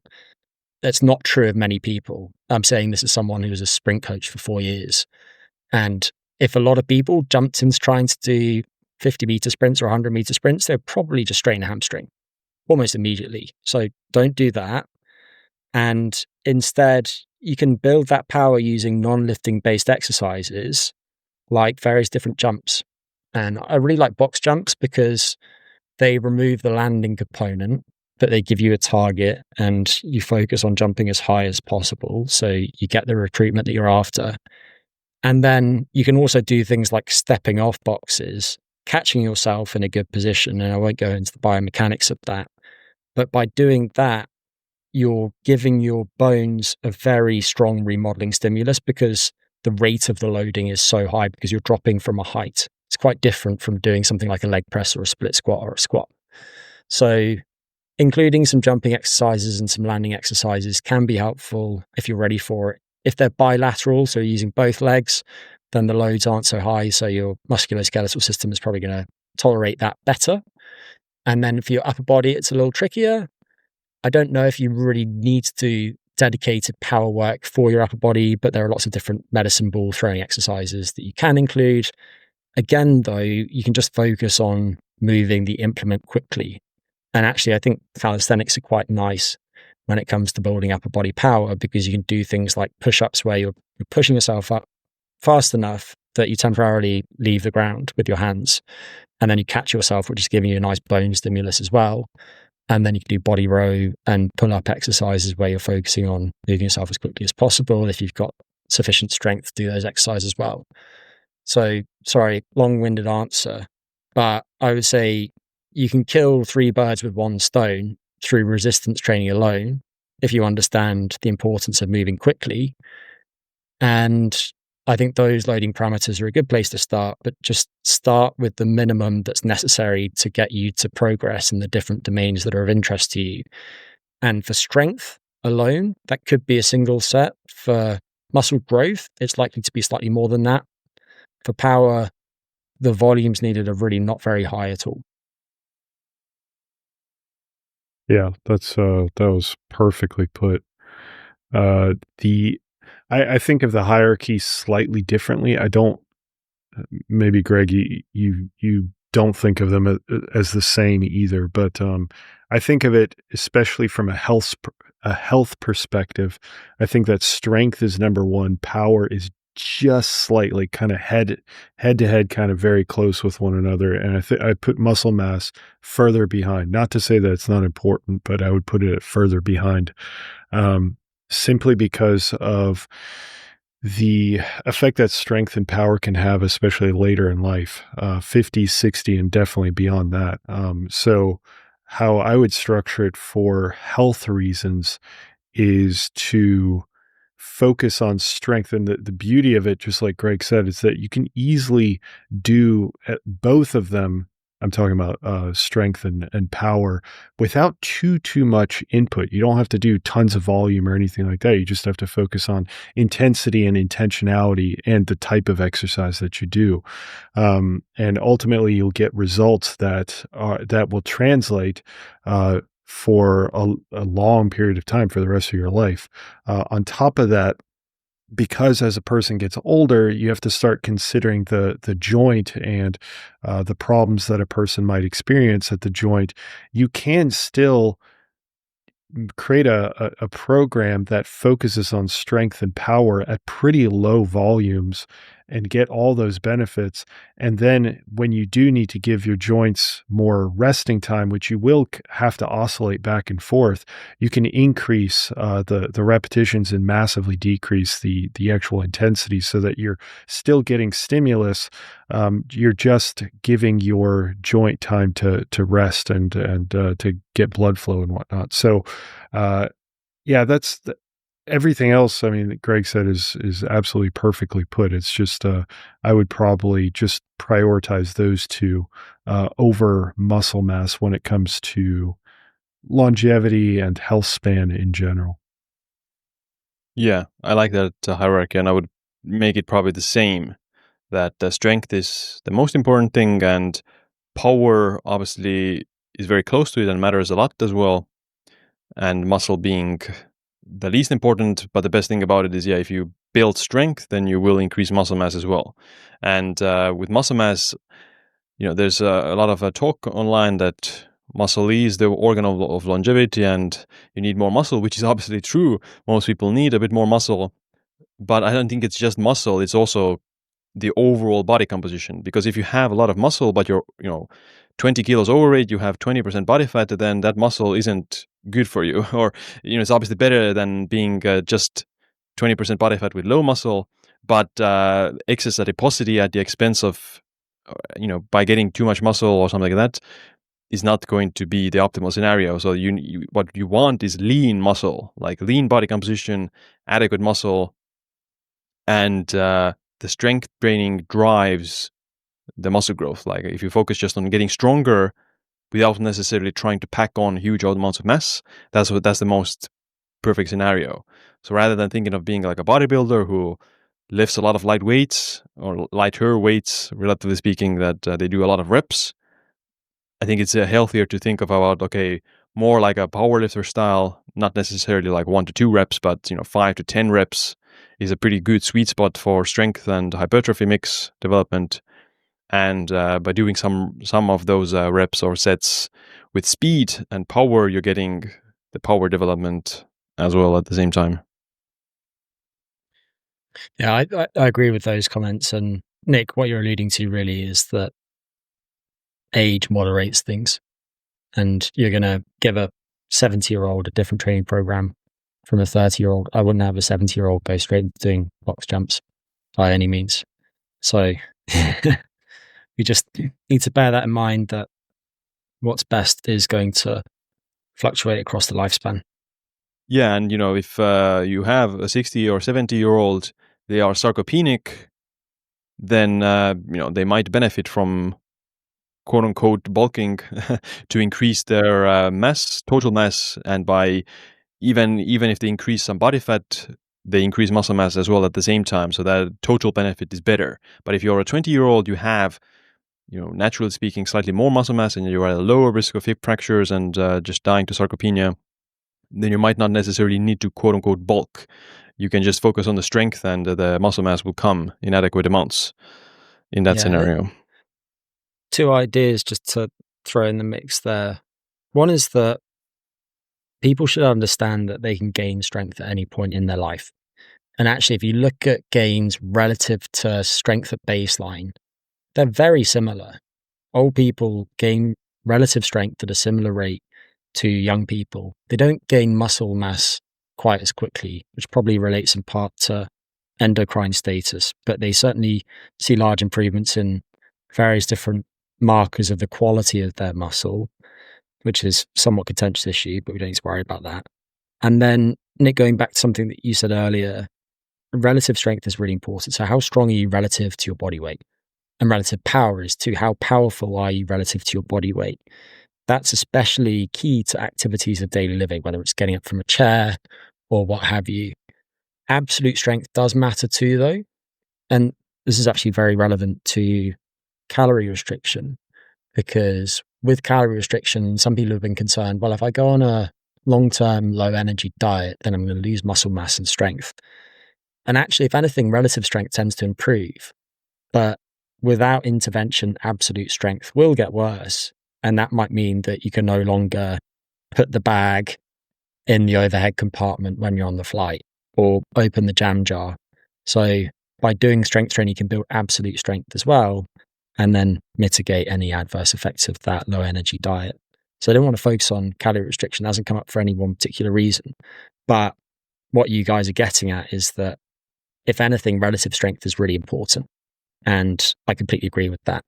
And you can improve that often, not through exercise, but just by improving your body composition and by losing some body fat too, which harks back to something that you were saying earlier. So ideally, we're looking to have an appropriate amount of adipose tissue, building some strength, which is going to build that relative strength. And then muscle will tend to come along for the ride anyway. When you put most people through a training program, you don't ask them to modify their diets, they'll gain a bit of muscle and lose a bit of fat regardless. I'm just going to call you when I can't open the jam jar. Comes in and opens it. From a different continent. Before we move on with VO2max and cardio respiratory fitness, quick lightning round. What is some of the dumbest or stupidest workouts or exercises that you've done with lifting weights, especially? Well, I mean, I did mention that early on when I was working out 3 hours a day, every other day, that put me under massive amounts of stress, and I just burned myself out. So that's the first one that comes to mind. Just this general idea that, I don't know if you guys had this, but it was this idea that after 48 hours, you have to hit the muscle again. Otherwise, you immediately start going into degradation mode. The anabolic window. The anabolic window, yeah. So I, this was what, over 15 years ago now. I had all those concepts in my mind ingrained. So I was obsessed and very much ignorant and stupid, but those are a few that come to mind. I wouldn't know where to start, Siim, to be honest. I've got a shopping list. So one of them would be, I'm thinking about this in chronological order.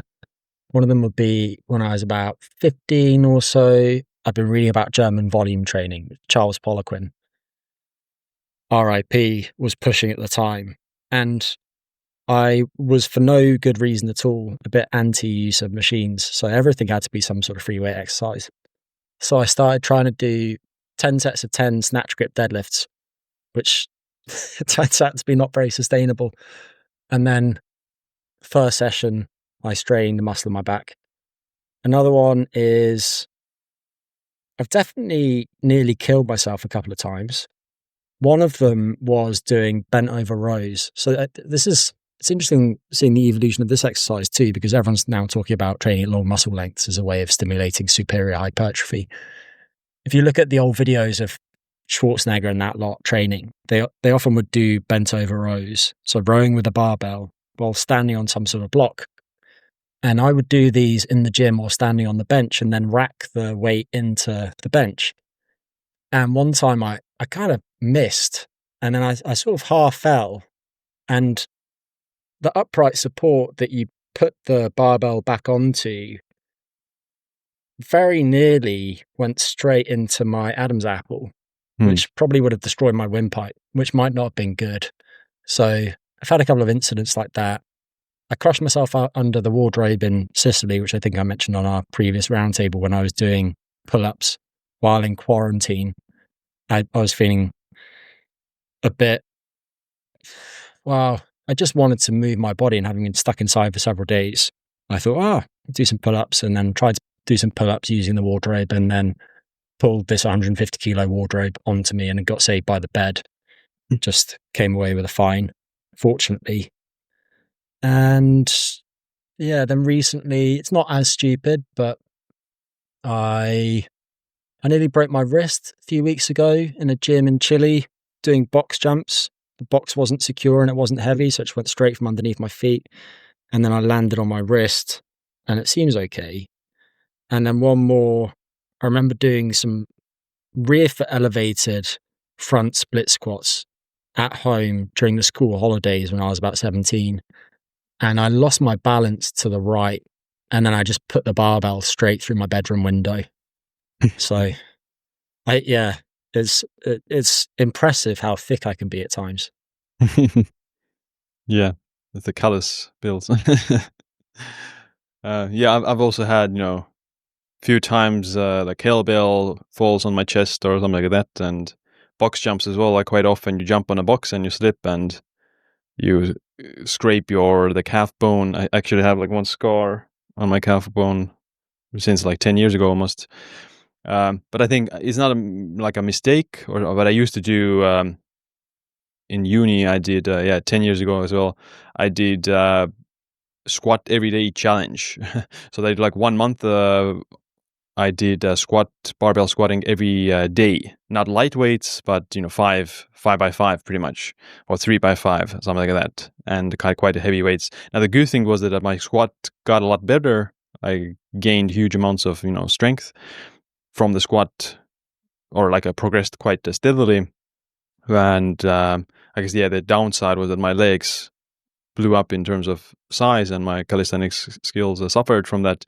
But I don't think you need to do like this high frequency training that you train every day.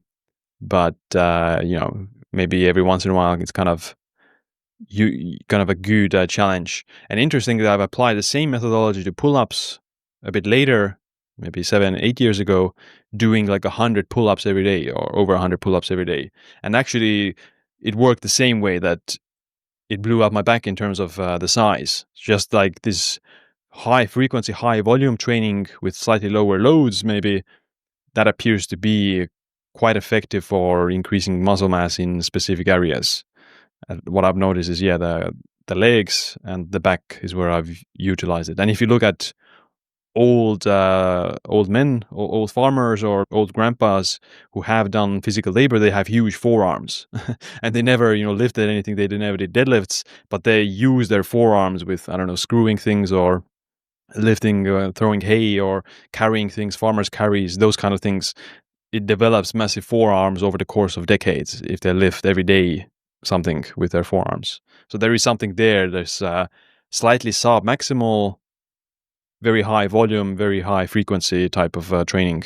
I want to take a quick break to let you know that my school community with me and my wife is now live. It's called Youthspan Society, and it teaches you how to look and feel younger. Both me and Inka have reached top 1% of health with our biomarkers, and we can teach you to accomplish the same, because we've already coached over 500 individuals. Here's what's inside our school community. 12 plus hours of video content about reversing signs of aging and becoming healthier. We're adding new content every week and every month. Video courses on nutrition, skincare, fitness, sleep, biomarkers, and much more. New courses are added every month. Bi-weekly live Q&A calls with us, where we answer your questions about your Youthspan journey. An in-depth overview of our own health protocols that helped us to reach top 1% health. Community posts and discussions where you can get feedback and help regarding your progress. Full workout plans and meal plans that are updated regularly.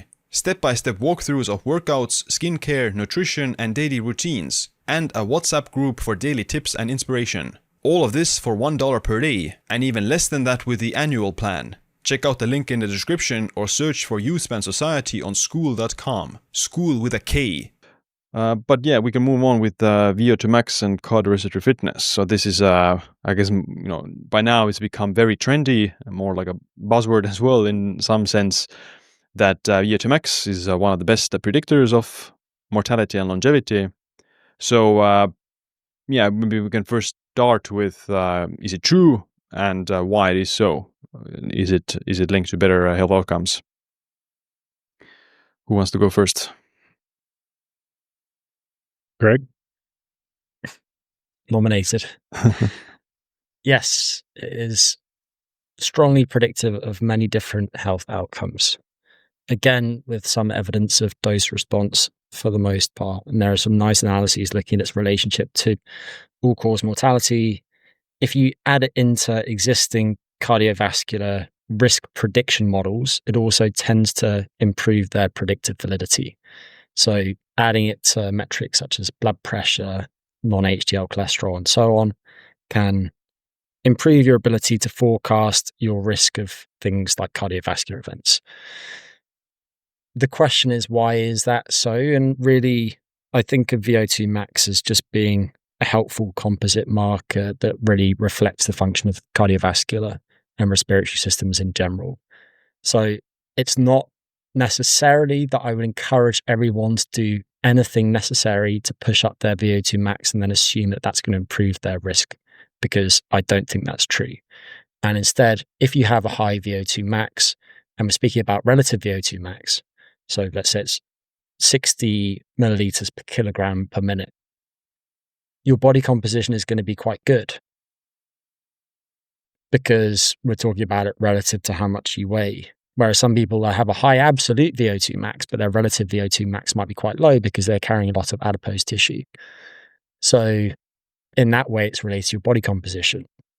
It's obviously related to your cardiac output. So your stroke volume, the amount of blood that your heart pumps per beat times your heart rate, your vascular function, and the density of the vascular network that supplies your muscle tissue and so on with blood. And bear in mind that there are some things that you could do that would push down your VO2 max and probably actually improve your risk profile. So an example of this that I've harped on about previously is blood donation. If you go and give blood and you're a middle-aged guy and you've never given blood before, probably got very high ferritin stores, which are driving loads of oxidative stress, could be contributing to a bunch of nasty processes in the brain like ferritosis. And so by giving blood, you're going to reduce your blood pressure, you're going to probably marginally improve your blood lipids. And the epidemiology suggests that if you do that consistently over time, you can have a lower cardiovascular risk and lower likelihood of passing away at a given point in time. However, it's also going to push down your VO2 max massively, albeit temporarily, because you just got rid of a load of oxygen carrying red blood cells. So VO2 max is not the be all and end all, and everyone's banging on about it at the moment because someone on a popular podcast spoke a lot about it. But it does matter. And for the most part, doing things that improve that VO2 max are going to be good for you. Yeah, I completely agree. I think that over focusing on VO2 max can be certainly detrimental. It may give a person a false sense of security that they are absolutely immune to everything, which we do know that as VO2 increases, that tends to be associated with reductions in a lot of different disease states, and your general performance is much better. I think of VO2 as this stressor, or this marker of this stressor of your cardiovascular system, your pulmonary system, just like I talked about much earlier on in our discussion. And it's wonderful for that. It gives a great assessment of all that, but that doesn't mean that a person is necessarily perfectly protected from all disease states or anything of that nature. Like a person can still have significant plaque in their arteries because of poor nutrition or whatever it might be. Again, going kind of back to our endurance athlete discussion as well, where a person can eat poorly but have a great VO2. Maybe they don't gain much weight, but their ApoB levels may be extremely high, and which ultimately leads to atherosclerosis. So, yeah, I think it's a great metric. I just don't think that it's the end all be all for health. Yeah, it's more like this umbrella marker that reflects how much you exercise, reflects vaguely what your body composition like, because if you're too muscular or too overweight in terms of fatness, then you're probably not going to have that much or that high VO2 max. So it's general marker of many things, and it kind of goes under the umbrella of VO2 max that you can measure. I guess it's better to think of it as a biomarker that similar to something like grip strength, that training your grip necessarily with some of these things isn't going to make you live longer. But if you have higher grip strength with the number, that means that you probably train more, you exercise more, you eat a better diet, etc. So you put in the work to have higher grip strength. And the same with VO2 max. If you have a higher VO2 max, then you're at least doing some things right with your exercise and nutrition. And age obviously matters a lot here. that as you get older, your VO2 max tends to decrease. But if you are, let's say, a 60-year-old that has a significantly higher VO2 max than your peers, then I would say that it is a pretty good sign that you are gonna be much fitter than the average person of your age, and you will probably also just live longer as a result of that, or you have like a lower risk of any immediate. It's not gonna be like your maximum lifespan predictor, because we don't have that kind of data, but at least we know that within this next year, the individuals with a higher VO2 max among their peers probably will have a lower risk of mortality of some of these chronic conditions.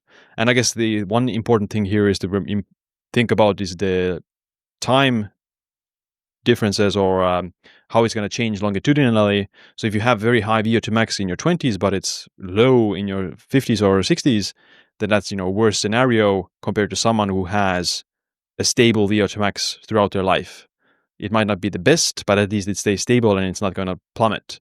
So maintaining a stable VO2 max is probably better for aging, because you need to move up a hill as naturally than a VO2 max declines with age. So if you're maintaining stable around the same area, then you're actually improving it with age, because you have to go uphill. Whereas if you have super high VO2 max, but it plummets rapidly, then that's probably like a worse sign of health. So these changes in VO2 max aren't necessarily linear, that they always decrease with age. If it stays the same, then that's the best scenario. Or if it increases with age, then that can also be a good sign. But the goal is to kind of keep it stable. And some of the research, looks at how much VO2 max are we talking about. Then it's not massive amounts. One popular study that gets referenced a lot, they saw that individuals with a VO2 max of 50 milliliters per kilogram per minute, they had a significantly lower mortality than the ones with lower VO2 max. And it was a pretty linear relationship, that the ones with the quote-unquote elite VO2 max of 50 had a much lower mortality, even compared to even those who had high or normal VO2 max. Not to mention the ones with a very low VO2 max. But a VO2 max of 50 is not very hard to achieve. Like, you don't need to be an athlete to have a VO2 max of 50. Athletes might have a VO2 max of 65 or 70 or something like that. Olympic athletes might have 80 VO2 max if they're cyclists or skiers. But a VO2 max of 50 is very achievable for an average person, even in their 40s, without a rigorous exercise program. I've seen 40-year-olds who don't do cardio have a VO2 max of 51 or 52, pretty much with just a healthy lifestyle. So it doesn't mean that you need to just become an endurance athlete to have a high VO2 max or to live longer. If your VO2 max is above 50, then it doesn't require a specific amount of training. Some people might respond better. Other people might need more training. Generally, as you get older, you need more training to have a VO2 max over 50.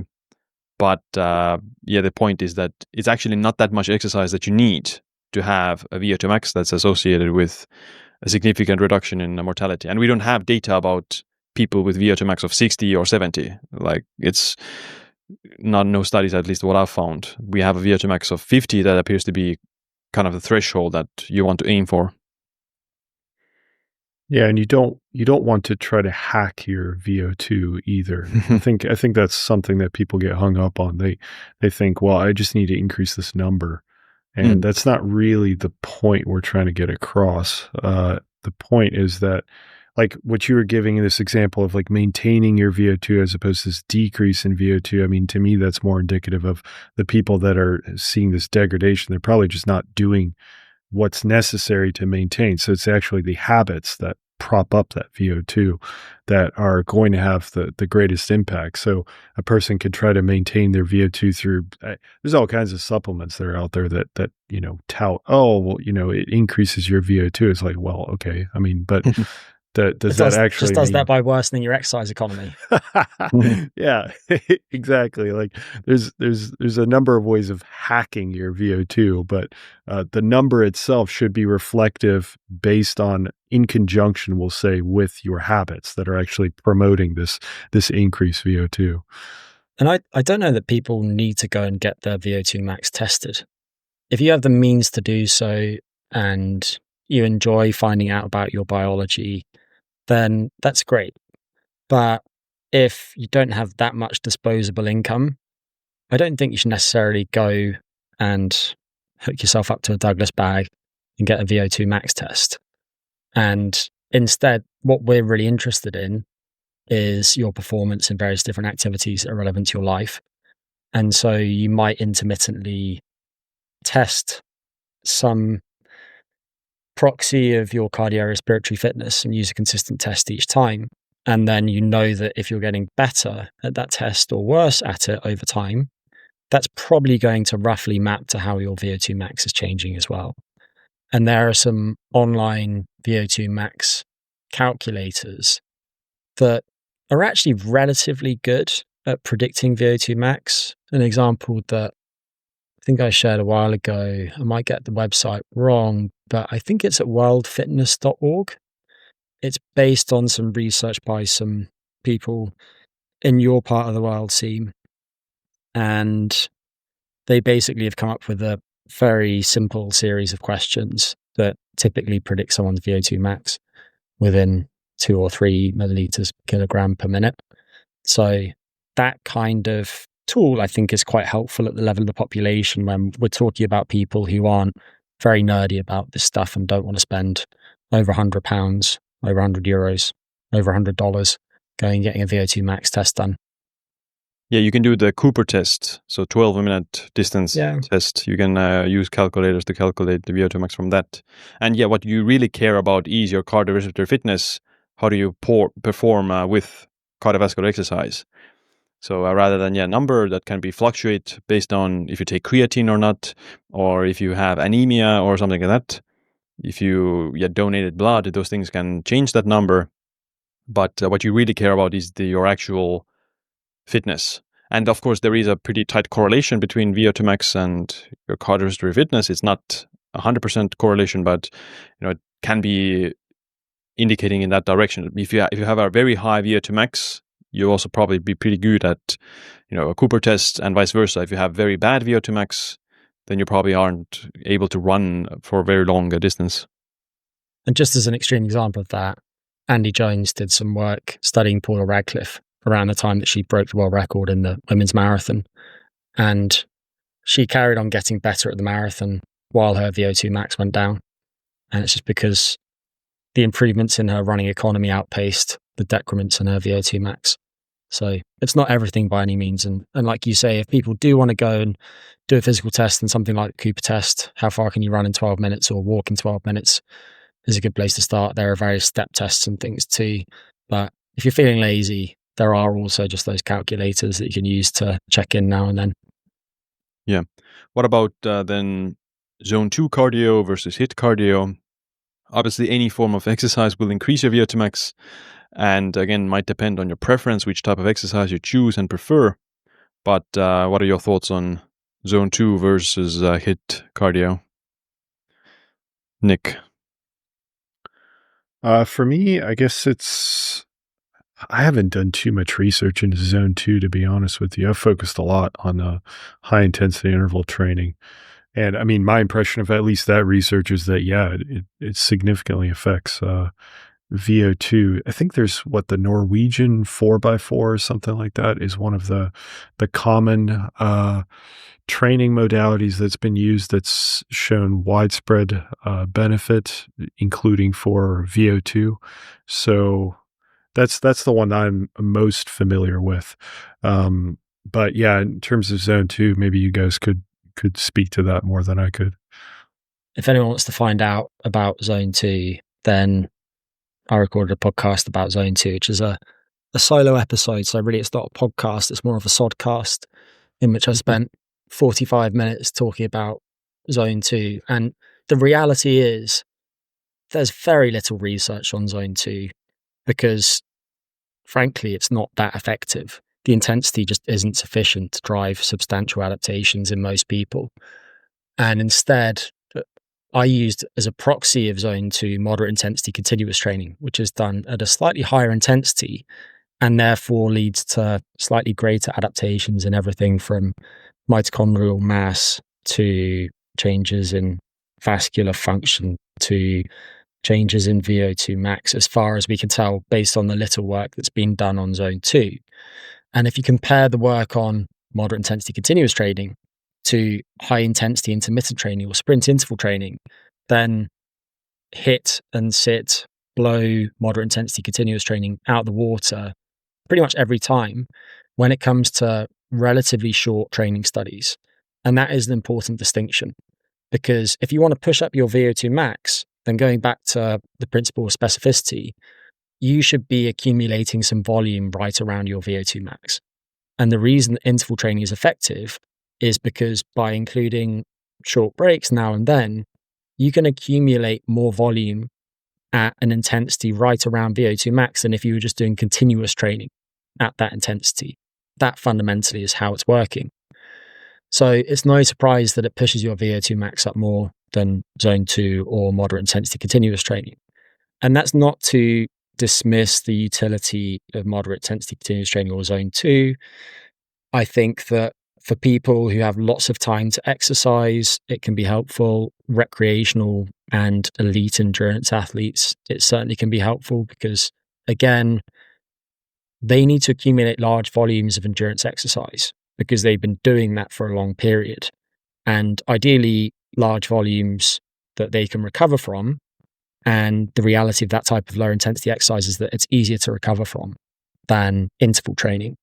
But for the masses, for the 83% of the population that don't meet the 150 minutes per week of moderate to vigorous physical activity, they should be doing HIIT or sit unless they have contraindications. So bearing in mind that the risk of acute events is probably marginally higher with HIIT or sit. And I said early on that right now I'm doing some moderate intensity continuous training because I was in South America for 3 months early this year and I was doing lots of hiking. So I wasn't doing any endurance training and I got pretty fit just because I was walking around mountains at 5,000 meters and I wanted to hold on to some of those adaptations. So I'm not against moderate intensity continuous training or zone 2 training, but this is a question of triage. And for someone who's time poor, who can recover from the exercise and doesn't have any contraindications, HIIT and sit by providing a more intense stimulus are going to drive much greater fitness gains than zone 2. Zone 2, the intensity is just not high enough. And depending on how you define it, it's usually right around 3 METs. Talk about something that's really quite low intensity. And moderate intensity continuous training being slightly more intense is going to give you more bang for your buck if you want to do some sort of continuous training. But really, I think the world has jumped on the zone 2 bandwagon in large part because of conversations between Peter Attia and Inigo San Millan. And San Millan is a terrific coach and he's worked with a bunch of the world's best cyclists.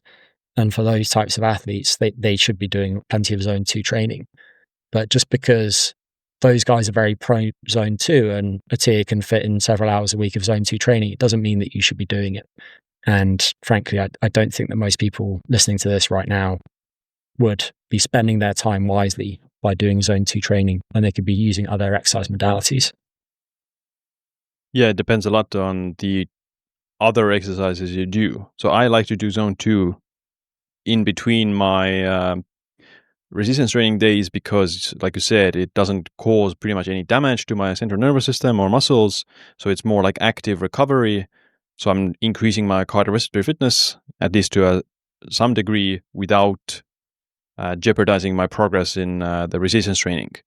So if I were to do, a bunch of HIIT in between those sessions, then I would probably not progress as fast in resistance training. So there's obviously, you push and pull with those kind of things. So I like to do it for that reason. And I also incorporate some HIIT at least once or twice, once a week or once every 2 weeks, for example, to target specifically VO2 max. And I guess, the total volume is what really matters. How much cardio training are you doing overall?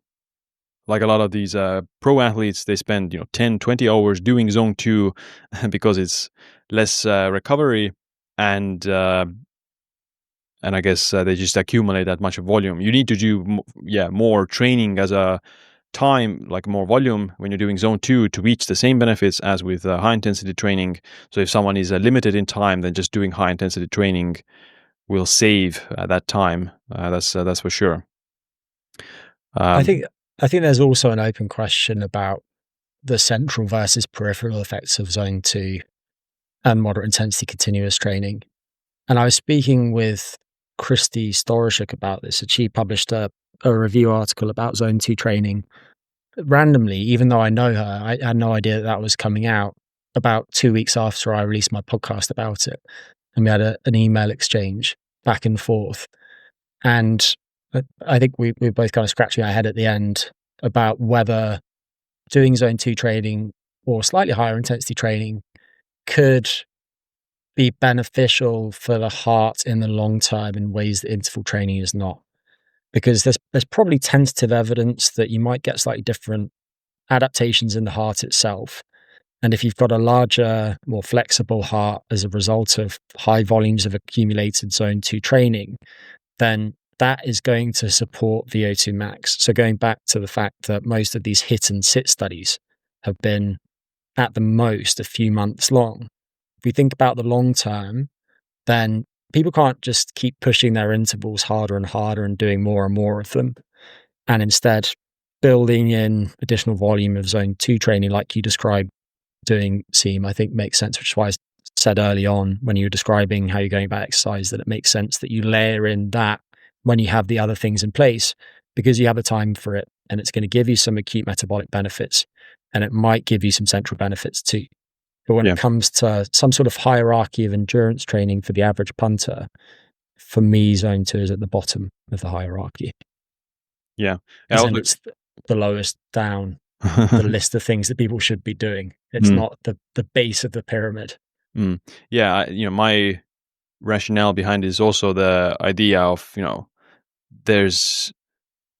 don't want to accumulate unnecessarily too much high intensity training, because I already do resistance training, right? That's pretty high intensity. Yeah. So I don't want to add a bunch of more only HIIT workouts. So I want to incorporate more the moderate intensity, which can be hiking, weighted vest walking, or zone 2 cardio. That's at least my philosophy about it. But what about walking? That's not necessarily exercise as some people would categorize it traditionally, but it's a physical activity. What are your thoughts on walking?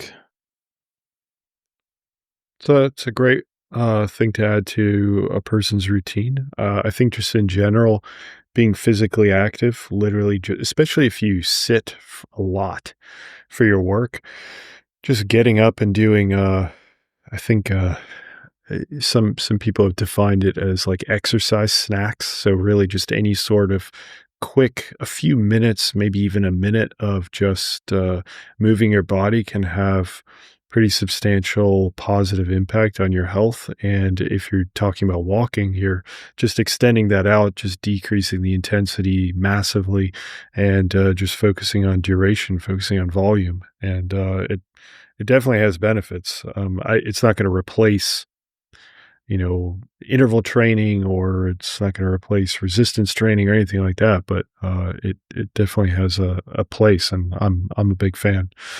Also just beyond, I think one aspect that walking has that no other exercise type has is that if you're not listening to music, or maybe if you are listening to music, or if you're listening to a podcast, I think it can help a person rearrange their thoughts and stuff like that. Like things that you just it wouldn't be like the first thing you think about when you think about physical activity and exercise, but it can have a pretty, either, I guess in certain respects, a negative effect, but I think overall a positive effect to be able to spend that time instead of ruminating in, just sitting down, being outside and actually enjoying the weather or whatever it might be, and getting that physical activity in at low intensity, low impact, but also being able to just think about things in kind of a side benefit of walking.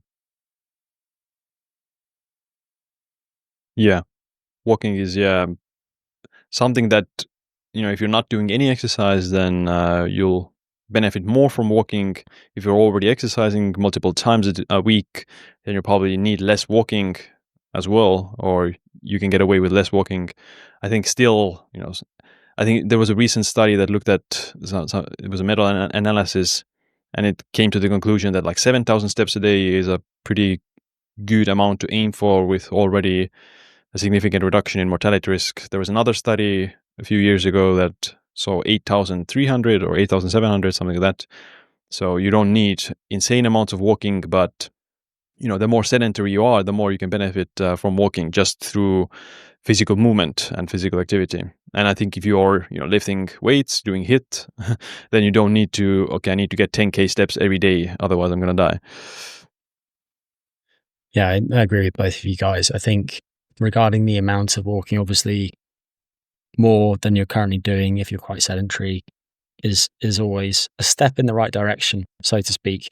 And focusing on behaviors, I think that tracking walking is actually one of the few things that is helpful to track, just your step count each day. And the behavioral science data on that are a bit mixed, but I do think that for the general population, it is a helpful measure to pay attention to. With respect to the dose, the meta-analyses that I've seen are quite variable. I think at the low end, you probably don't get many benefits above 7,000 or 8,000 steps a day. Some meta-regression suggests that there are additional benefits going up to about 16,000 steps a day, but it probably interacts with age. So it's probably not that 80-year-olds need to clock 16,000 steps a day. And instead for them, 7,000 might be a much more reasonable target. And then going back to what you were saying, Nick, I think this is an instance where context is really meaningful because, like you say, it's a great opportunity to be in that so-called task negative state where you're letting your mind wander. And there's quite compelling research that's conducive to things like creativity and emotion regulation. So I'd encourage people when they go walking at some point during the day to not have any incoming stimuli, and ideally to be somewhere where they don't need to pay very close attention to stay safe, like walking through the middle of a city at rush hour or something like that. That's going to be more restorative for you. There are other exposures that come with walking that are good for you too. For example, spending time in daylight is going to help anchor your circadian clock. It's good for your mood. It's good for your attention. And then spending time in nature, spending time with other people while you're walking, all of these things have independent positive effects that probably are somewhat additive. So walking is great. And the question is just, if you're currently quite sedentary, how do you build some additional steps into your day? And I think it's often doable. There are probably some times of day that are preferable to go out for a walk. For example, straight after meals, those types of postprandial walks for as little as 15 minutes or so can meaningfully improve your blood sugar responses to meals. And over time, that's going to affect your risk of things like diabetes potentially. And then otherwise, if you're trying to push your clock around, so if you're a real night owl and you're trying to get earlier, then getting outdoors into daylight and doing some activity as early in the day as possible, even if it's just going for a walk for 15 minutes, is going to help get you back on time. What about balance exercises and mobility? So this is something that often isn't talked about in longevity space, but it's obviously can be quite important. I haven't seen a lot of research about balance, although there is the from sitting to standing test where you get off the floor. That's like a test used to assess functional mobility and things like that, and even predicts mortality. So what are your thoughts on, should people do some form of mobility and balance exercises? I think older individuals definitely. I don't think it's quite as important maybe in your 20s and 30s. I think the idea behind balance exercises is to improve your, what's the term, vestibular, is that it? The whatever the You think proprioception, Nick? Proprioception, yeah, possibly. You're essentially trying to firm up the connection between how your brain perceives where your body is in space and being able to adjust accordingly. And older individuals tend to have a more difficult time with that, which can ultimately lead to some, in really horrible circumstances, some pretty disastrous consequences. So, yeah, I think balance is incredibly important. I will say that it probably has to be done carefully.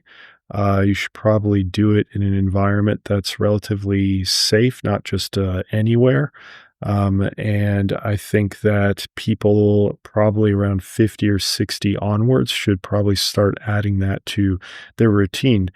Not that it has to be done every single day or anything, but it probably is something that people should consider. Yeah. Yeah, I like to do handstands, but now that I think of it, it probably has little practical value to longevity because 99% of the time you're on your 2 feet. So even if you're good on your hands, then you can still fall over on your feet. So, yeah, but I mean, to do handstands, you need to be generally fit and healthy. Whereas for older people, things like balancing on one leg, this the flamingo test, where you're trying to stay on one foot for 1 minute, and over that, that's a good exercise to use.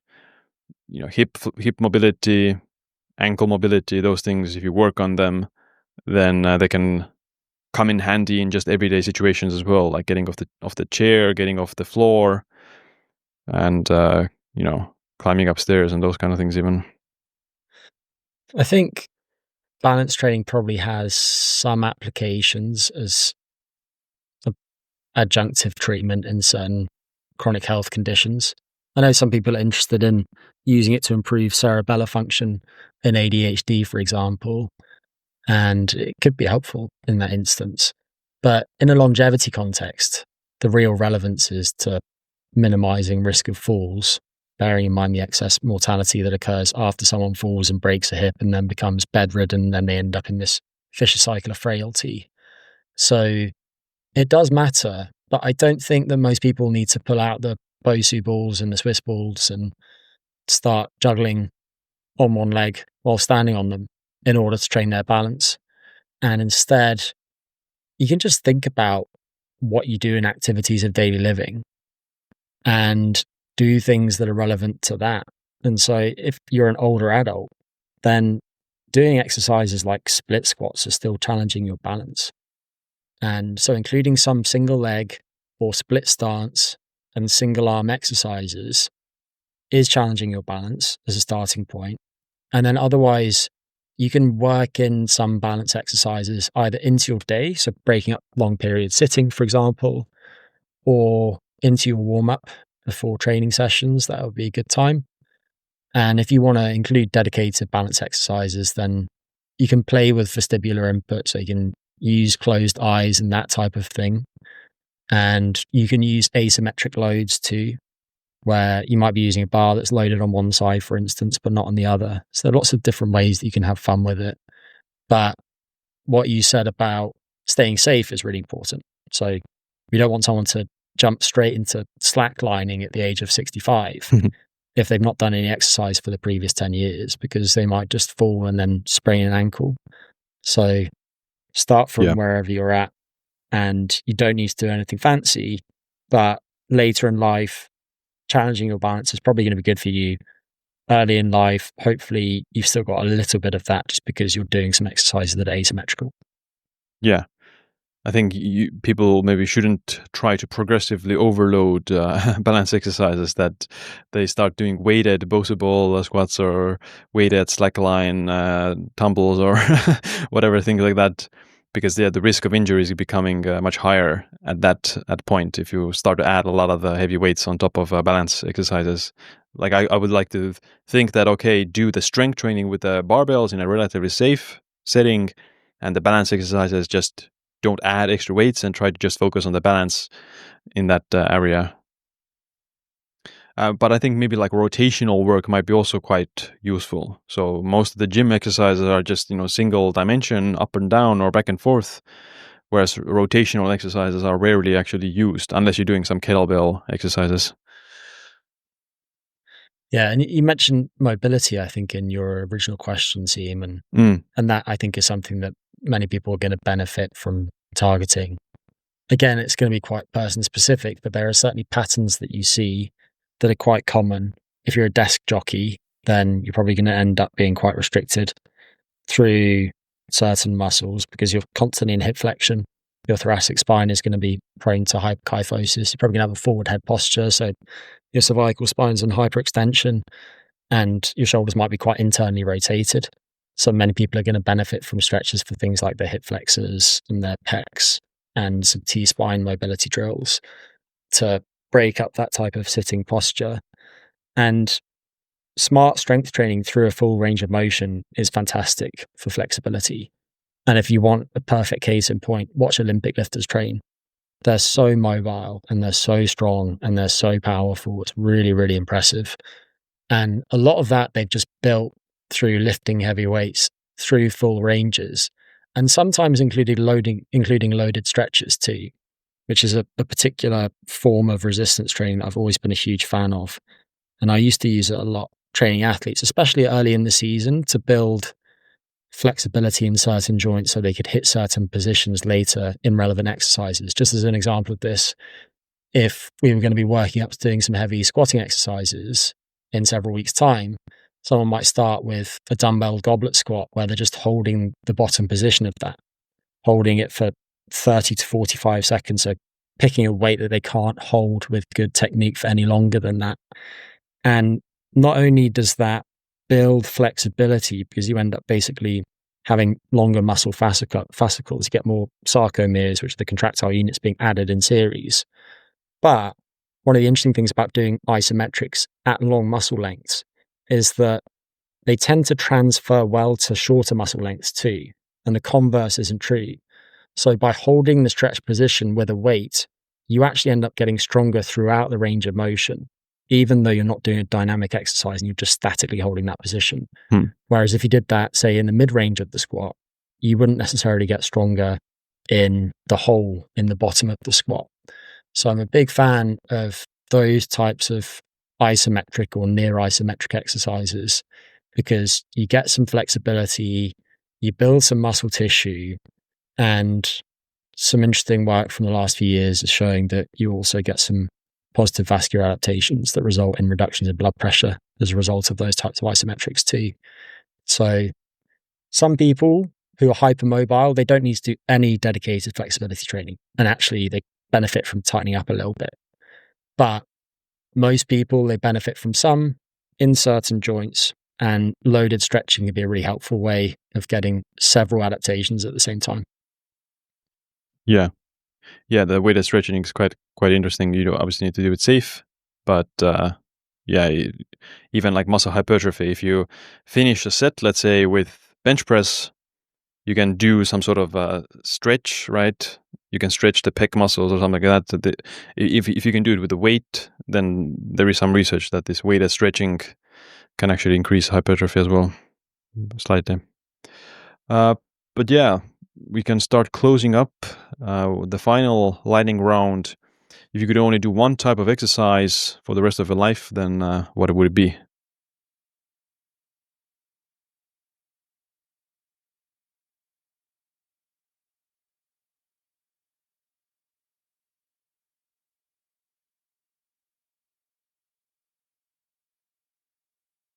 That's a really difficult question. A single exercise.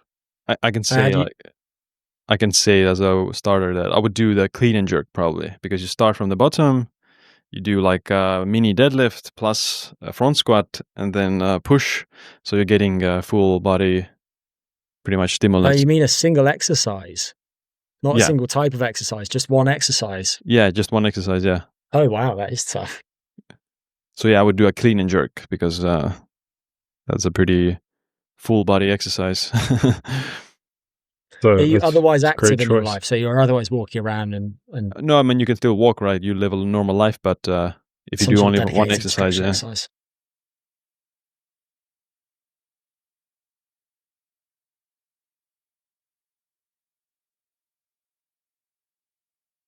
I think you picked a fantastic one. I was going to say the preacher curl, but or huge guns. No, I think any exercise that has that, like a deadlift function to it, it's got like a squat function to it, and you're maybe doing some sort of pressing. If you can combine as many of those elements into one exercise, it's probably going to be the best one you can do. Also, it probably requires some skill and some balance and whatnot. So, yeah, otherwise I would just break some of those apart and just say like, oh, I would do a deadlift or I would do a squat or something along those lines. Yeah, it's a great choice. Yeah, maybe a snatch as well, but I think the clean and jerk is a bit better. Yeah. I think the nice thing about the clean and jerk too is that you can dial it down a bit, because at the age of 80, you're probably not going to be doing a snatch from the floor into a full squat. If you are, then fair play to you. But clean and press or clean and jerk, you can use dumbbells and things, and you can slow it down a bit, and you can do it in ways that emphasize different muscle groups, dropping into a squat deeper or using your arms a bit more or what have you. So Yeah. I'm struggling to beat that. It's a good choice for a single exercise, even though it's not an exercise that I've done for years, and it's not an exercise that I would program much at all. But if we had to be confined to a single exercise, then it's not a bad choice. Yeah, I haven't actually done it myself in a lot of years, but it's definitely one of the best exercises out there. Yeah, it's funny because when you have the luxury of using multiple exercises, you usually target a lot of those movements more specifically and better than what a clean and jerk can offer. But if you were only limited to a single exercise, a clean and jerk would be fantastic. Yeah. Yeah, like a barbell squat is better for building legs than a clean and jerk because you can add more weights. But the same with deadlift. You can deadlift more than with the clean and jerk or the shoulder press. But it's just in a single exercise, again, you don't need to be super extreme or super advanced with all these different strength numbers. If you have anything, your entire body is intermediate or above average in terms of the strength development, then I think that's like the best for general health and longevity. All right, so it's been a great discussion. Where can people learn more about you and your work? Greg, you can start. Thanks, Siim. Yeah, so my YouTube channel is at Greg Potter PhD, and I host a podcast called Reason and Wellbeing, where I cover many subjects that I think people listening to this will be interested in. And then on social media at Greg Potter PhD. Nick. Just look Physionic anywhere and it'll pop up. Sounds good.